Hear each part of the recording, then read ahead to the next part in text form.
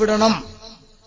ചതുപ്പ് പ്രദേശമാണെങ്കിൽ അതിന് ഇത്ര ആഴത്തിൽ പുറ്റും കൊടുക്കണം, അതിന് ഇത്ര എമ്മിന്റെ കമ്പി ഫിറ്റ് ചെയ്യണം. ഇത്ര തട്ടുള്ള ബിൽഡിംഗ് ആണെങ്കിൽ അതിന്റെ കപ്പാസിറ്റിക്ക് ബീമിന് ഇത്ര ഉപയോഗിക്കണം. നിയമങ്ങളുമുണ്ട്. മുകളിലാണെങ്കിൽ ബെൽറ്റ് വാർക്കണമെന്നില്ല, ചതുപ്പാണെങ്കിൽ ബെൽറ്റ് വാർത്തേ പറ്റൂ, ഇല്ലെങ്കിൽ വിള്ളൽ കുടുങ്ങും, പൊട്ടൽ കുടുങ്ങും, ചെറിയ ജെർക്കിങ് വരുമ്പോഴേക്ക് അതപ്പതിച്ച് താഴേക്ക് വീണുപോകും. ഇത്ര ചട്ടി സിമെന്റിന് ഇത്ര മണലാണ് മിക്സ് ആക്കേണ്ടത്, അതിലേക്ക് ഇത്രയാണ് മെറ്റൽ വേണ്ടത്. ഇതൊരു പൊതു നിയമമാണ്. ഈ നിയമം കർശനമായി പാലിക്കുന്നുണ്ടോ എന്ന് ജോലിക്കാരെ വെച്ച് നോക്കാൻ സൂപ്പർവൈസർമാർ നിശ്ചയിക്കുകയാണ്. ആദ്യം പ്ലാനും പദ്ധതിയും എഞ്ചിനീയറെ വെച്ചുകൊണ്ട് നിർമ്മിക്കുകയാണ്. ശേഷം ഇതിന്റെ എസ്റ്റിമേറ്റും ഇതിന്റെ എല്ലാ പദ്ധതികളും പ്ലാനുകളും നാം നിശ്ചിത ഓഫീസുകളിൽ പോയി അവിടെ നിന്ന് അതിന്റെ അംഗീകാരം വാങ്ങുകയാണ്.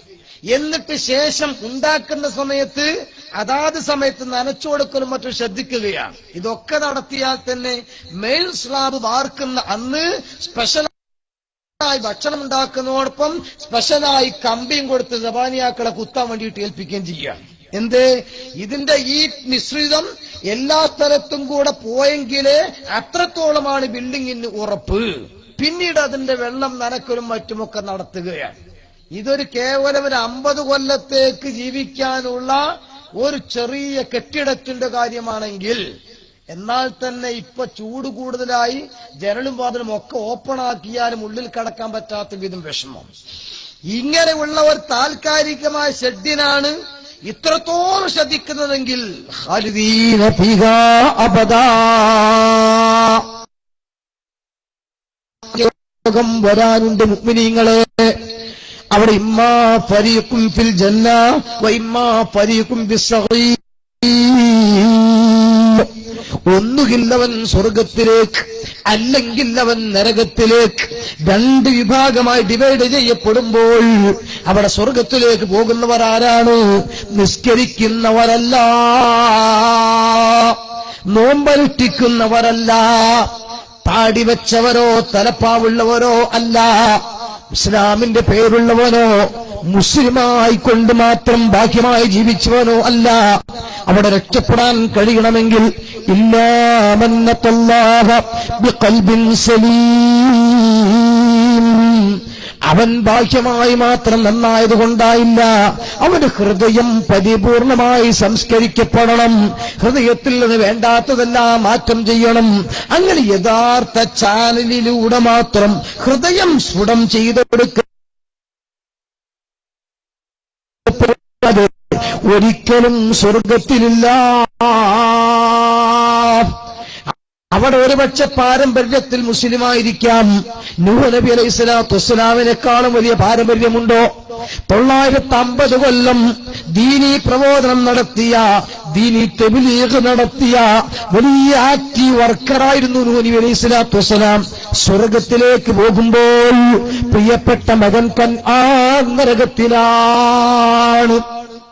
ലൂത്ത് നബി അലൈഹി സ്വലാത്തു വസ്സലാം പേരെടുത്ത് പരാമർശിക്കപ്പെട്ട പ്രവാചകൻ സ്വർഗത്തിൽ നേതൃത്വം വഹിക്കുമ്പോ ഭാര്യ നരകത്തിലാണ്. അള്ളാഹുവിന്റെ ഖലീലായ ഇബ്രാഹിം നബി അലൈഹി സ്വലാത്തു വസ്സലാം സ്വർഗത്തിലാണെന്ന് ഉറപ്പിച്ചു പറയുമ്പോ എളാപ്പ ആദർ നരകത്തിലാണ്. ലോകം മടക്കി ഒരുക്കി ഭരിച്ച ഫിർഔൻ ലഅനത്തുല്ലാഹി അലൈഹി നരകത്തിൽ നേതാവാകുമ്പോ അവിടുത്തെ പ്രിയപ്പെട്ട ഭാര്യ ആസിയ ബീബി റളിയല്ലാഹു അൻഹ സ്വർഗത്തിലാണ്. ഹബീബ മുത്ത് മുസ്തഫ മുഹമ്മദ് റസൂലുള്ളാഹ് സ്വർഗത്തിലെ ലീഡറാകുമ്പോ അവിടുത്തെ പിതൃഭ്യനായ അബൂലഹബ് അതിശക്തമായി നരകത്തിൽ തന്നെ. അതുകൊണ്ട് ഇസ്ലാം മുസ്ലിം എന്ന് പേരുണ്ടായതുകൊണ്ടോ അല്ലെങ്കിൽ ആ വിഷയത്തിൽ കുടുംബപരമായ കണക്ഷൻ ഉണ്ടായതുകൊണ്ടോ നരകത്തിൽ രക്ഷപ്പെട്ടുകൊണ്ട് സ്വർഗത്തിലെത്താൻ കഴിയില്ല. ഇനി അറബി ഭാഷയിലാണ് പേര്. അങ്ങനെയാണെങ്കിൽ അബൂജഹൽ, ഉത്ബത്ത്, ഷൈബത്ത് ഒക്കെ നല്ല അറബി ഭാഷയിലുള്ള പേരാണ്. പേരുകൊണ്ട് മാത്രം ഒരിക്കലും സ്വർഗത്തിൽ കടക്കൂല. ഇനി ഇബാദത്ത് കൂടുതൽ ചെയ്തു, നമ്മൾ ഈ തർക്കത്തിൽ ഇടപെടുന്നില്ല, വിഷയങ്ങളൊന്നും പോകുന്നില്ല. അല്ലാഹുക്ക് അങ്ങോട്ട് നിസ്കരിക്കല്ല, നല്ല നിസ്കാരം, സുജൂദ് അങ്ങ് വർദ്ധിപ്പിക്കുക. നന്നായിട്ട് ഇബാദത്തെടുക്കുന്നു. അതിലൊന്നും എനിക്ക് അത്ര കക്ഷിത്വം ചേരാനൊന്നുമില്ല. ഞാൻ അതൊന്നും വലിയ പ്രശ്നമാക്കുന്നില്ല, സീരിയസ് ആയിട്ട് എടുക്കുന്നില്ല. റസൂലുള്ളാഹിയെ ആദരിക്കണമോ, മക്ബറയിലേക്ക് പോകണമോ, അവിടുത്തെ തിരുകേശത്തെ ബഹുമാനിക്കണമോ, മൗലിദ് ഓതണം, അതൊന്നും എനിക്ക് പ്രശ്നമല്ല. ഞാൻ നന്നായി ഇബാദത്തെടുക്കുന്നു. അങ്ങനെ വെറും സുജൂദിൽ മാത്രം കിടന്നാൽ സ്വർഗത്തിലെത്തുമോ? അങ്ങനെയെങ്കിൽ സ്വർഗത്തിൽ തന്നെ ഉണ്ടാകേണ്ടിയിരുന്ന ആളാണ് അസാസീൽ. പക്ഷേ നന്നായി സുജൂദ് ചെയ്തു, 7 ആകാശലോകത്ത് ഇനി ആ ചങ്ങാതി സുജൂദ് ചെയ്യാൻ ഒരു ചെറിയ സ്പോട്ട് പോലും ബാക്കിയില്ല. അത്രയും കൂടുതൽ ഇബാദത്തെടുത്ത ആളാണ്. പക്ഷേ ആൾ അഭിശപ്തനായി, ഇബ്ലീസ് ലഅനത്തുല്ലാഹി എന്ന പേര് കിട്ടി. അവൻ സ്വർഗത്തിൽ നിന്ന് പുറത്തു വന്നു, നരകത്തിലെ ലീഡറാണ്. എന്തുകൊണ്ട്? ഇബാദത്തിന്റെ കുറവല്ല, അള്ളാഹു ആദരിച്ചതിനെ ആദരിക്കണമെന്ന ഒരു വലിയ വിശ്വാസത്തിന്റെ മർമ്മമായ തത്വം.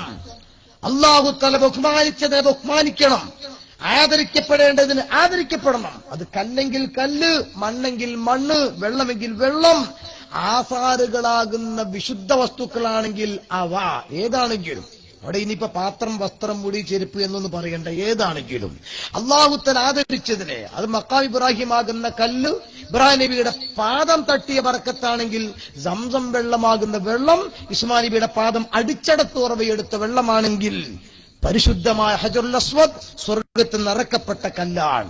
അറഫ മരുഭൂമി ആദം നബി അലൈഹി സ്വലാത്തു വസ്സലാമിനെ കൊണ്ട് അനുഗ്രഹീതമായ മണ്ണാണ്. ഇതിനെല്ലാറ്റിനെയും ആദരിക്കണം, ബഹുമാനിക്കണം. അത് ഇസ്ലാമിന്റെ മർമ്മമാണ്. ഞാൻ പറയുന്നത്, പരിശുദ്ധ ഇസ്ലാം വളരെ പ്രാധാന്യം കൊടുക്കുന്നത് ബാഹ്യമായ ഇസ്ലാമിനല്ല, ആന്തരികമായ ഇസ്ലാമിനാണ്. അഥവാ മർമ്മപ്രധാനമായ വിശ്വാസത്തിനാണ് ഇസ്ലാം എക്കാലത്തും പ്രാധാന്യം കൊടുത്തത്. അതുകൊണ്ടാണല്ലോ നോക്കൂ നിങ്ങൾ, ആദം നബി അലൈഹി സ്വലാത്തു വസ്സലാമിന്റെ കാലം മുതൽ ഇങ്ങോട്ട് 1.25 ലക്ഷം പ്രവാചകന്മാർ വന്നു, മുഹമ്മദ് റസൂലുള്ളാഹി സ്വല്ലല്ലാഹു തങ്ങൾ വരെ.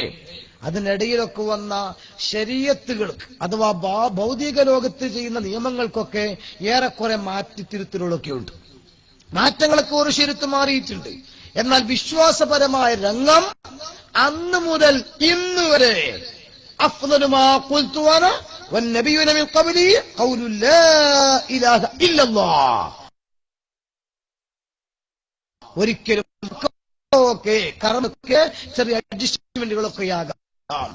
അതേ സമയത്ത് വിശ്വാസരംഗത്ത് ഉറച്ചു തന്നെ നിൽക്കണം. അങ്ങനെയുമാകാം ഇങ്ങനെയുമാകാം എന്ന അഴകുഴമ്പൻ നയം ഇസ്ലാമിൽ ഇല്ല. മഹബത്തും രണ്ടാണ്. ഒന്ന് മനസ്സറിഞ്ഞുകൊണ്ട് സ്നേഹിക്കുകയും അത് ജീവിതത്തിൽ പകർത്തുകയും ചെയ്യുന്ന ഒരു തരം അനുകരണം. മറ്റൊന്ന് അംഗീകരിക്കുന്നു, ബാഹ്യമായി വഴിപ്പെടുന്നു, പക്ഷെ വേണ്ടതുപോലെ ഉള്ളിൽ അത്രയൊന്നും ആദരിക്കേണ്ടതില്ല, അത്രയൊന്നും സ്നേഹിക്കേണ്ടതില്ല എന്ന തോന്നൽ, ഇതും ഇസ്ലാം നിരാകരിക്കും. അതിന്റെ ഏറ്റവും വലിയ തെളിവാണ് മുഹമ്മദ് റസൂലുള്ളാഹി സ്വല്ലല്ലാഹു അലൈഹി വസല്ലം. ആ കാലഘട്ടത്തിൽ 3 വിഭാഗം ആളുകൾ, 2 വിഭാഗം നരകത്തിലേക്കും 1 വിഭാഗം സ്വർഗത്തിലേക്കും. അതേതാണ്? ഒരു വിഭാഗം സ്വർഗത്തിലേക്കുള്ളത് മുഅ്മിനീങ്ങളാകുന്ന മുസ്ലിമീങ്ങൾ, അവര് സ്വർഗത്തിന്റെ അവകാശികളാണ്. അല്ലാഹു കൂട്ടത്തിൽ നമ്മൾ ഉൾപ്പെടുത്തി തീർമാറാവട്ടെ. മറ്റൊന്ന് സത്യനിഷേധികളായ കാഫിറുകൾ, മുശ്രിക്കുകൾ, അവരേതായിരുന്നാലും നരകത്തിലാണെന്നത് ആർക്കും തർക്കമില്ല. എന്നാൽ മൂന്നാമത് അന്ന് തന്നെയുള്ള വേറെ വിഭാഗമുണ്ട്, മുനാഫിക്കുകൾ. ഇവര് മുസ്ലിങ്ങളെ കൂടെ നടക്കുകയും മുശ്രിക്കുകളെ കൂടെ നരകത്തിൽ പോവുകയും ചെയ്യുന്ന ടീമാണ്. ബാഹ്യമായി പള്ളിയിൽ വരുന്നു, 5 നേരം നിസ്കരിക്കുന്നു, ജമാഅത്ത് നിസ്കാരത്തിൽ സഹകരിക്കുന്നു, മുസ്ലിങ്ങൾ ചെയ്യുന്ന കർമ്മങ്ങളെല്ലാം അസ്സലാമു അലൈക്കും എന്ന് സലാം പറയുന്നു, കണ്ടാൽ പുഞ്ചിരിക്കുന്നു, സ്വതക്ക കൊടുക്കുന്നു, റസൂലുള്ളാഹി അഥവാ പുറകിലായി ശബ്ദം കേൾക്കാതെ വന്നാൽ റായിനായ റസൂലല്ലാഹ് ഞങ്ങളെയും കൂടെ പരിഗണിച്ചുകൊണ്ട് ഇത്തിരി ഉച്ചത്തിൽ പറയണമെന്ന് ആവശ്യപ്പെടുന്നു. എന്ന് മാത്രമല്ല, പരിശുദ്ധ ഇസ്ലാമിന്റെ ബാഹ്യമായ ശത്രുക്കളോട് ഏറ്റുമുട്ടുന്ന ജിഹാദ് നടത്താൻ 40 ദിവസമല്ല, 12 ദിവസമല്ല, 16 ദിവസമല്ല, മാസങ്ങളോളം വിശാല മരുഭൂമിയിലൂടെ കുടിക്കാൻ വെള്ളം പോലും സ്റ്റോക്കില്ലാതെ, കുടുംബത്തോട് ഇനി കാണുമോ ഇല്ലയോ എന്ന് ഉറപ്പ് പറയാൻ കഴിയാതെ യാത്ര പറഞ്ഞ് ത്യാഗം സഹിച്ചുകൊണ്ട് യുദ്ധത്തിന് വേണ്ടി പോയിരുന്നു. 12 ദിവസത്തെ ജമാഅത്തിന് പോകുമ്പോൾ ഭക്ഷണമൊക്കെ നമുക്ക് കിട്ടാറുണ്ട്. 40 ദിവസത്തെ ജമാഅത്തിന് പോയാൽ കസ്കസ്, മല്ലിച്ചപ്പ, പുതിന, അതുപോലെ തന്നെ തുടങ്ങിയിട്ടുള്ള പൊന്നി, അരി, മേരേജ് അരിയൊക്കെ ആയിട്ട് നമ്മൾ പോകുന്നത്. അല്ല, നമ്മൾ ക്യാമ്പിന് പോകുമ്പോൾ നമ്മൾ പറയാൻ ആ രീതിയിലൊക്കെയാണ്. നല്ല കടന്നുറങ്ങാൻ പള്ളിയുണ്ട്, അതുപോലെ കുളിക്കാൻ കുളമുണ്ട്, അതുപോലെ തന്നെ ബാത്റൂം സൗകര്യമുണ്ട്, എല്ലാ സൗകര്യങ്ങളും. എന്നാൽ ഇതൊന്നുമില്ലാതെ സ്വന്തം വീട്ടുകാരോട് മരണത്തിലേക്ക് യാത്ര പറഞ്ഞുകൊണ്ട് ഇറങ്ങിപ്പോകുന്നു. അത്രത്തോളം ത്യാഗം സഹിച്ച ആളുകൾ, അതും ഈ ഘട്ടത്തിലല്ല, ഉത്തമ നൂറ്റാണ്ടിൽ. പക്ഷെ അവരെ കുറിച്ച് അല്ലാഹു തആല പറഞ്ഞ പ്രയോഗം ഇന്നൽ മുനാഫിഖീന ഫിദ്ദർക്കിൽ അസ്ഫലി മിനൻ നാർ. അവിടെയാണ്ട് വിഷയത്തിന് മർമ്മം കിടക്കുന്നത്. ഇന്നൽ മുനാഫിഖീന, നിശ്ചയമായും മുനാഫിഖുകൾ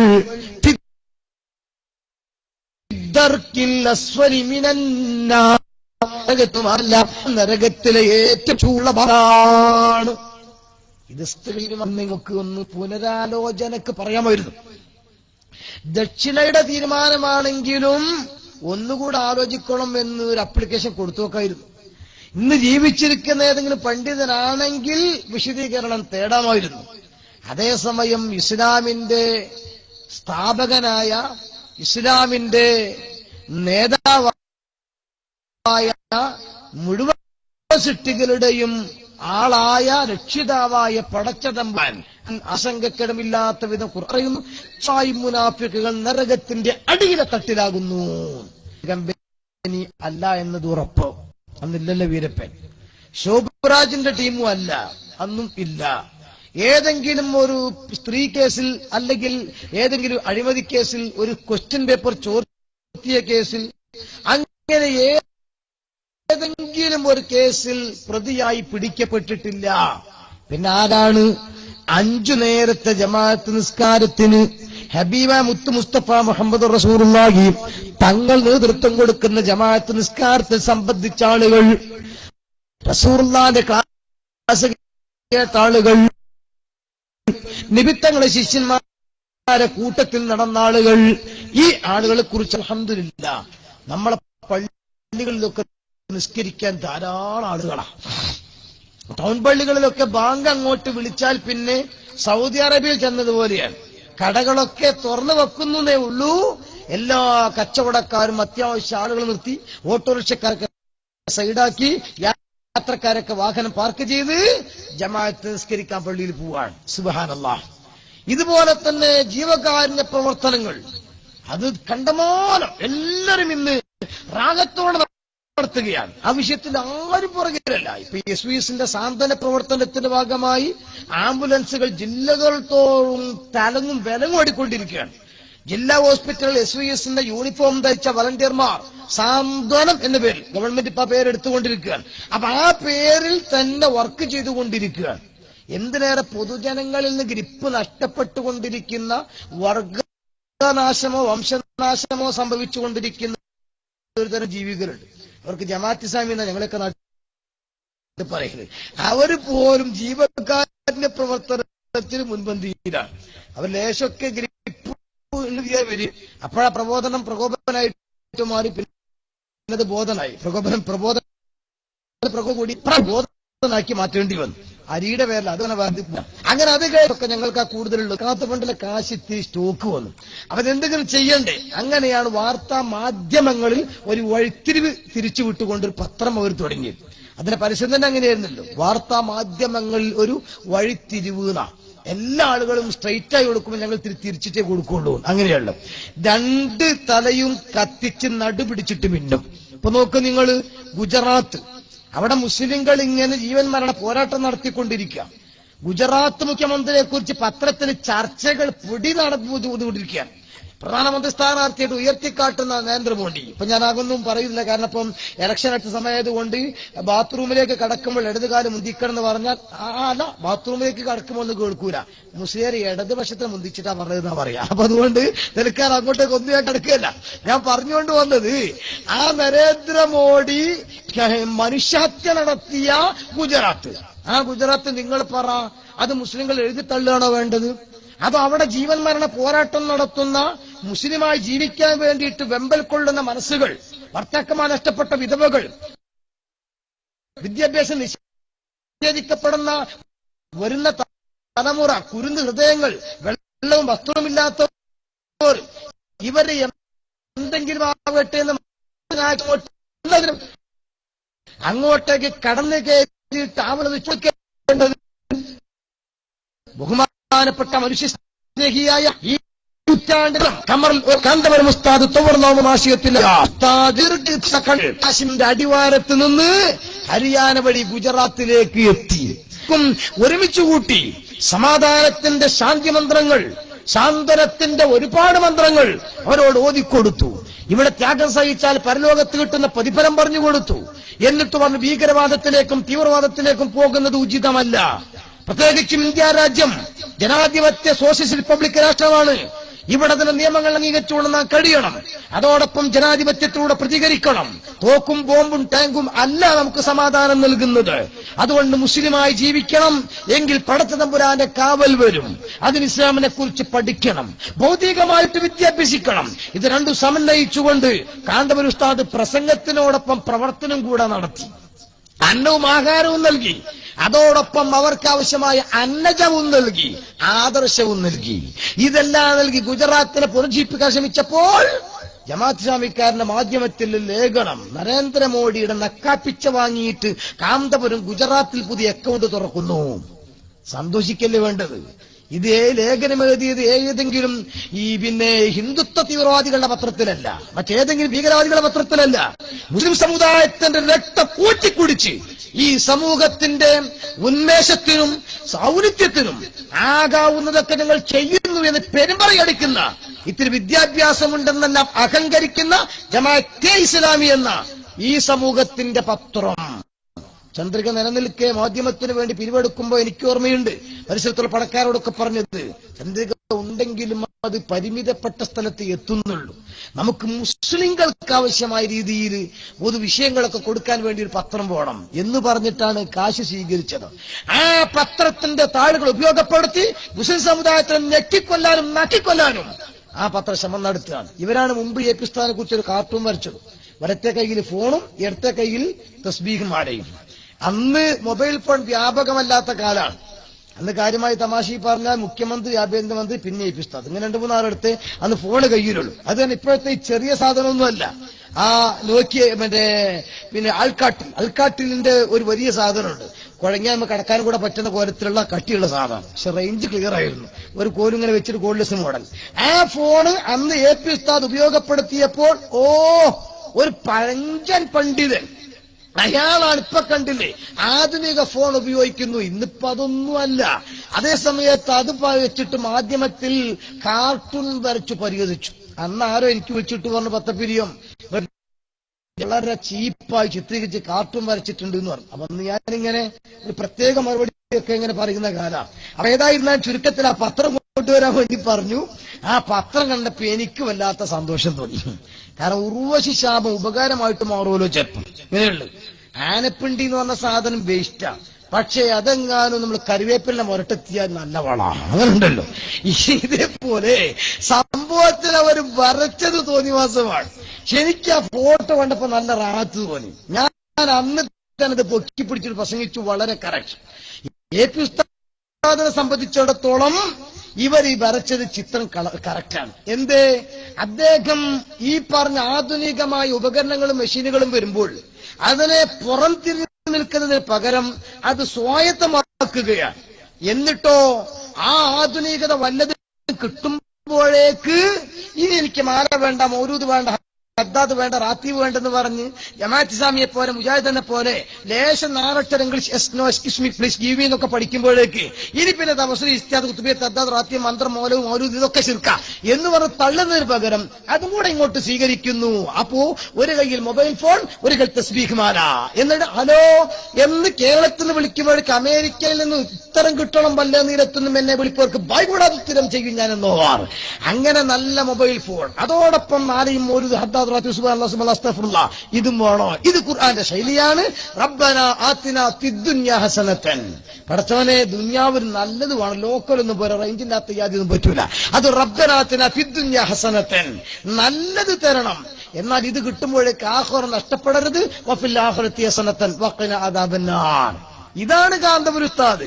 ആധുനികത ഇഷ്ടപ്പെടുന്ന ആത്മീയ നേതൃത്വമാണ് എന്ന് പറഞ്ഞ് നമുക്ക് സമാധാനിക്കാൻ പറ്റും. ഞാൻ പറയുന്നത് അന്ന് തന്നെ മാധ്യമം ഈ കളി തുടങ്ങിയതാണ്. പിന്നെ പല ഔലിയാക്കന്മാരെ ഏർവാടിയിൽ തീപിടുത്തം നടന്നു. 28 പേരല്ലേ മരിച്ചത്. ആ ബന്ധു മരിച്ചപ്പോൾ സകല പത്രങ്ങളും വിഷമമേറ്റി. മാതൃഭൂമിയൊക്കെ അങ്ങനെ റിപ്പോർട്ട് ചെയ്തത്. നമ്മളെ പുരയെടുത്തി തലവിയുണ്ട് ജയലളിത. ആ ജയലളിതയൊക്കെ അകാല ദുഃഖം രേഖപ്പെടുത്തി. എല്ലാവരും വിഷമത്തിലാ. അപ്പൊ നോക്കുമ്പോഴേക്ക് മാധ്യമക്കാരൻ ലേഖനം, തുടർ ലേഖനം. എന്താ? പദമുള്ളെടുത്ത് പാതാളം എന്ന് പറഞ്ഞതുപോലെ മാധ്യമത്തിൽ ലേഖനം വന്നു. ഇനിയെങ്കിൽ നിങ്ങൾക്ക് നിർത്താനായില്ലേ ഏർവാടിയിൽ പോക്ക്? എന്തേ? അവിടെ കിടക്കുന്ന മഹാന്മാർക്ക് വല്ല കറാമത്തും കഴിവുമുണ്ടായിരുന്നുവെങ്കിൽ അവരുടെ മൂക്കിന്റെ മുമ്പിൽ വെച്ച് 28 ഭ്രാന്തന്മാർ ബന്ധു മരിക്കുമ്പോൾ പിടിച്ചു വെക്കില്ലായിരുന്നോ? അതുകൊണ്ട് ഏർവാടിയിലെ ശ്രോതാക്കൾക്ക് കഴിവില്ല, അതുകൊണ്ട് ഏർവാടിയിലേക്ക് ഇനി പോകേണ്ടതില്ല. അവരെ കഴിച്ച അങ്ങനെയാ. പണ്ടൊരു ഉസ്താദ് ഇങ്ങനെ വാഴ്ന്നു പറയാം, ആഴമായ അന്തരീക്ഷങ്ങളെ കുറിച്ചും. അവിടെ സൂര്യൻ ഒരു ചാൾ മുകളിൽ ഉദിക്കും, വേർപ്പിൽ കുഴുങ്ങി മനുഷ്യൻ കളിക്കും, ഒരു തുള്ളി വെള്ളം കിട്ടാതെ മനുഷ്യൻ വിഷമിക്കും, അത്രശക്തമായ ദാഹമായിരിക്കും എന്നെല്ലാം പറഞ്ഞ് മാഷറയിലെ ചൂടിനെ കുറിച്ച് ഇങ്ങനെ വാഴ്ന്നു പറയുമ്പോൾ എല്ലാ മുത്തഖീങ്ങളും വാഴ്ന്നു കെട്ടി ഇങ്ങനെ കരയ ബേജാറാകുക. പടച്ചോനെ ആഖിറത്തിലെത്തുമ്പോ വെള്ളം കിട്ടാതെ വിഷമിക്കുമല്ലോ. അപ്പൊ ഒരു ചങ്ങാതി നിന്നിട്ട് ഭയങ്കര ചിരി ഇങ്ങനെ, അത് നല്ല ചിരിക്കുന്ന സന്തോഷത്തോടു കൂടെ. വേല കഴിഞ്ഞ് പുസ്താദ് വിളിച്ചു വെച്ചേടോ എല്ലാരും കരഞ്ഞപ്പോ ഈ മാത്രം എന്താ ചിരിച്ചത്? അപ്പൊ ഇവൻ ഈ കുലുക്കി സർവത്ത് വിൽക്കുന്ന ആളാ. ഇവൻ പറഞ്ഞു അപ്പൊ മാഷറിൽ നല്ല കച്ചവടം കിട്ടൂലേ. നിങ്ങള് ഈ കോലത്തില് ഇവിടെ എല്ലാ ആളുകളും വിഷമിച്ചപ്പോ മാധ്യമം പത്രം തുടർ ലേഖനം. ഈ കുരുക്കി സർവത്ത് പറഞ്ഞാൽ ഞങ്ങളിങ്ങനെ വരുന്ന വഴി വിറ്റ ആളുകളല്ല കേട്ടോ. കാരണം തിരിച്ചാഫ്യത്തോടെ പോകണം, നാളെയും വേണം പരിപാടിക്ക് പോവുക. ഇവിടെ വേറെ ഏതോ കോഴിക്കോട് സർവത്തിനെ പറ്റി പറഞ്ഞാൽ മനസ്സിലാക്കിയാൽ മതി. ഏതായിരുന്നാലും ഇപ്പൊ ഞങ്ങനെ വരുമ്പോഴേ ഒരുപാട് സ്ഥലത്ത് ബോർഡ് കണ്ടിങ്ങനെ ഞാൻ പറഞ്ഞു രീതിയിൽ മാധ്യമക്കാൻ ലേഖനം എഴുതി. ആ ലേഖനത്തിൽ പറഞ്ഞു ഒരൊറ്റ ഏർവാടിയിലെ മഹാന്മാർക്കും കഴിവില്ല, കറാമത്തില്ല, ഉണ്ടെങ്കിൽ ഇത് നടക്കുമോ? അപ്പൊ നമ്മളെ കൂട്ടത്തിലെ ചില ആളുകൾ ഓ ശരിയാ, അവന്മാര് പറഞ്ഞെടുത്ത് കാര്യമുണ്ട്, ഇല്ലെങ്കിൽ നമ്മളിവിടെ തീപിടുത്തമില്ലാതിരിക്കാൻ ഏർവാടി ശ്രോതാക്കൾക്ക് നേർച്ച നേരുന്നു, നമുക്ക് കച്ചവടത്തിൽ ലാഭം ഉണ്ടാകാൻ അബൂതാലിബ് തങ്ങൾക്ക് മൗലൂദ് നേർച്ച നേരുന്നു. അതേപോലെ എന്ത് വിഷമം വരുമ്പോഴും ഏർവാടിയിൽ പോകുന്നു. ഏർവാടിയിൽ തന്നെ തീപിടുത്തം നടന്നു, എന്നിട്ട് പിടിച്ചു വെക്കാൻ അവർക്ക് കഴിഞ്ഞില്ല, അപ്പോൾ കഴിവില്ല. ഇങ്ങനെ ഈ ലളീഫായ ഈമാനുള്ള ചില ആളുകളെ തകർക്കാൻ. പക്ഷേ പിറ്റത്തെ വർഷം മിനായിൽ തീപിടുത്തം നടന്നു. ഹജ്ജിന്റെ സീസണിൽ അതിശക്തമായ തീപിടുത്തം, ടെന്റുകൾ തീ കത്തി. ചുരുക്കി പറയട്ടെ, 100 കണക്കിന് ആളുകൾ മരിച്ചു. വിഷമമുണ്ട് എല്ലാവർക്കും. പക്ഷേ ഈ ചോദിച്ച ആളുകളോട് തിരിച്ച് നമ്മൾ ചോദിച്ചു, അല്ല ഏർവാടിയിലേക്ക് അബൂതാലിബ് തങ്ങളും അതേപോലെ തന്നെ അവിടുത്തെ സുൽത്താൻ ബാദ്ഷാ റളിയല്ലാഹു തആല അൻഹു ആരും വിളിച്ചു വരുത്തിയിട്ടില്ല, നമ്മൾ പോവുക. മക്കയിലേക്കും മറ്റും അല്ലാഹ് വിളിച്ചു വരുത്തിയതാണ്. ഇബ്രാഹിം നബിയുടെ വിളി വന്നു. അങ്ങനെ ഹജ്ജിൽ ചെന്ന് ളുയൂഫുർ റഹ്മാൻ, അള്ളാഹുവിന്റെ ഗസ്റ്റുകളാണ് ഹാജിമാർ. ഈ ഹാജിമാരെ ടെന്റിന് തീ പിടിച്ചിട്ട് അവർ മരിക്കുമ്പോ അള്ളാഹു കണ്ടില്ല, അള്ളാഹുവിന് തീയണക്കാൻ കഴിഞ്ഞില്ല. ഓഹോ, താൻ വിളിച്ചെടുത്തിയ ഗസ്റ്റുകൾ തീയിൽ വെന്ത് മരിക്കുമ്പോൾ പിടിച്ചു വെക്കാൻ കഴിയാത്ത അള്ളാഹു എന്തല്ലയാ, കഴിവില്ലാത്ത അല്ലയോ എന്ന് ഇവരോട് ചോദിച്ചപ്പോ ഇവര് അതങ്ങനെയല്ല, അത് അല്ലാഹുവിന്റെ കാലയെ കൂട്ടിയുള്ള കല ആയിരുന്നു, അങ്ങനെ സംഭവിക്കണമെന്ന്.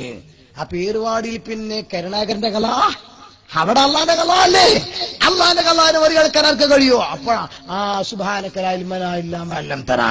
നോക്കിക്കളി, നേരെ തിരിച്ചു പോയ ആളുടെ ഈമാൻ ഇങ്ങോട്ടേക്ക് തന്നെ വരും. ഞാൻ പറയുന്നത് ഇതാണ് ജമാഅത്ത് ഇസ്ലാമിയുടെ സ്വഭാവം. 2 തലയും കത്തിച്ച് നടുപിടിച്ചു മിന്നും. പക്ഷെ പത്രം തുടങ്ങിക്കഴിഞ്ഞപ്പോ അവർക്ക് തോന്നി, സർക്കുലേഷൻ ഒക്കെ കണ്ടപ്പോ ഞങ്ങളെ പുറകിൽ അത്യാവശ്യം ആളുകളുണ്ട്. ഇടത് വലത് പാർട്ടികളോട് വില പേശിയവർ. അപ്പൊ ഈ രാഷ്ട്രീയ നേതൃത്വവും വിചാരിച്ചു പത്രവും കാര്യങ്ങളും പ്രവർത്തനം അവിടെയും ഇവിടെയൊക്കെ അങ്കെങ്കിൽ ഓരോ പള്ളി സ്ഥാപനമൊക്കെ കണ്ടപ്പോ അത്യാവശ്യം ആളുകളുണ്ട്. ഇവർ മൂല്യം നോക്കി 41 പറഞ്ഞിരുന്നത് ഉനക്ക് റുക്കുനിയത്ത് ഹറാം ഹേ और वोट देना भी हराम है. ഇത് ജനാധിപത്യ വ്യവസ്ഥയിലുണ്ടാക്കിയ രാഷ്ട്രമായതുകൊണ്ട് മെമ്പറാവലും മത്സരിക്കലും മാത്രമല്ല വോട്ട് ദേനാബി ഹറാം ഹേ, വോട്ട് ചെയ്യലും നിഷിദ്ധമാണെന്ന് പറഞ്ഞ ആളുകളാ. പിന്നെ കുറച്ചും കൊണ്ട് കഴിഞ്ഞപ്പോ അഭ്യത്ത് വോട്ട് ചെയ്തതിന് അനിവാര്യം ഹേ എന്നിടത്തേക്ക് ഹുക്കുമുകളൊക്കെ മാറി.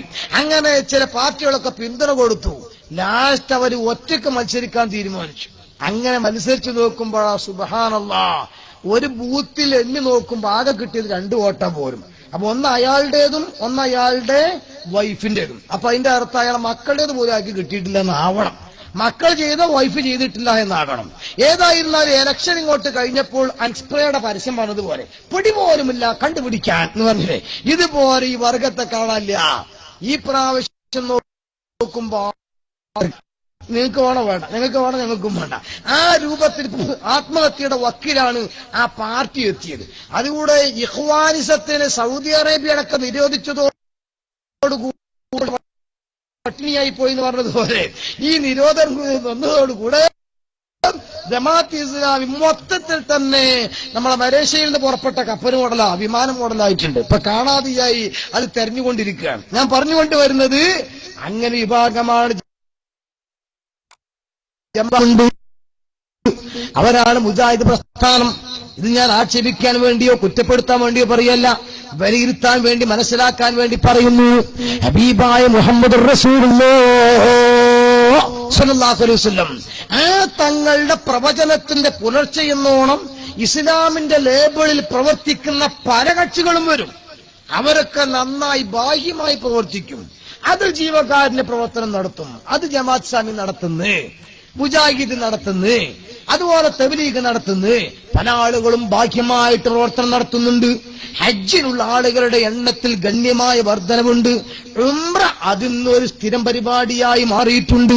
പള്ളികൾ ധാരാളം പൊങ്ങി വരുന്നുണ്ട്.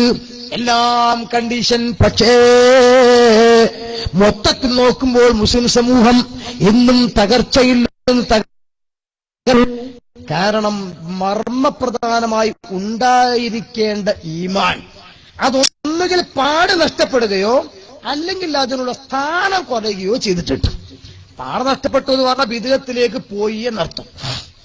ആ വിശ്വാസം മാറി ഒരു പുതിയ വിശ്വാസത്തിന്റെ പുറകിലേക്ക് പോയി. ഇതാണ് പാട് നഷ്ടപ്പെടുക എന്ന് പറയുന്നത്. മറ്റൊന്നേതാണ്, അതിന് പ്രാധാന്യം കുറച്ച് കാണിക്കുക. കുറെ അങ്ങനെയുണ്ട്, കുറെ ഇങ്ങനെയുണ്ട്, കുറെ എനിക്ക് അതിനൊന്നും വലിയ താല്പര്യമല്ല. ഞാൻ കക്ഷിത്വത്തിനൊന്നുമില്ല, എനിക്കെല്ലാവരും വേണം. അതത്ര ഡേഞ്ചർ കേസായിട്ട് ഞാൻ കാണുന്നില്ല.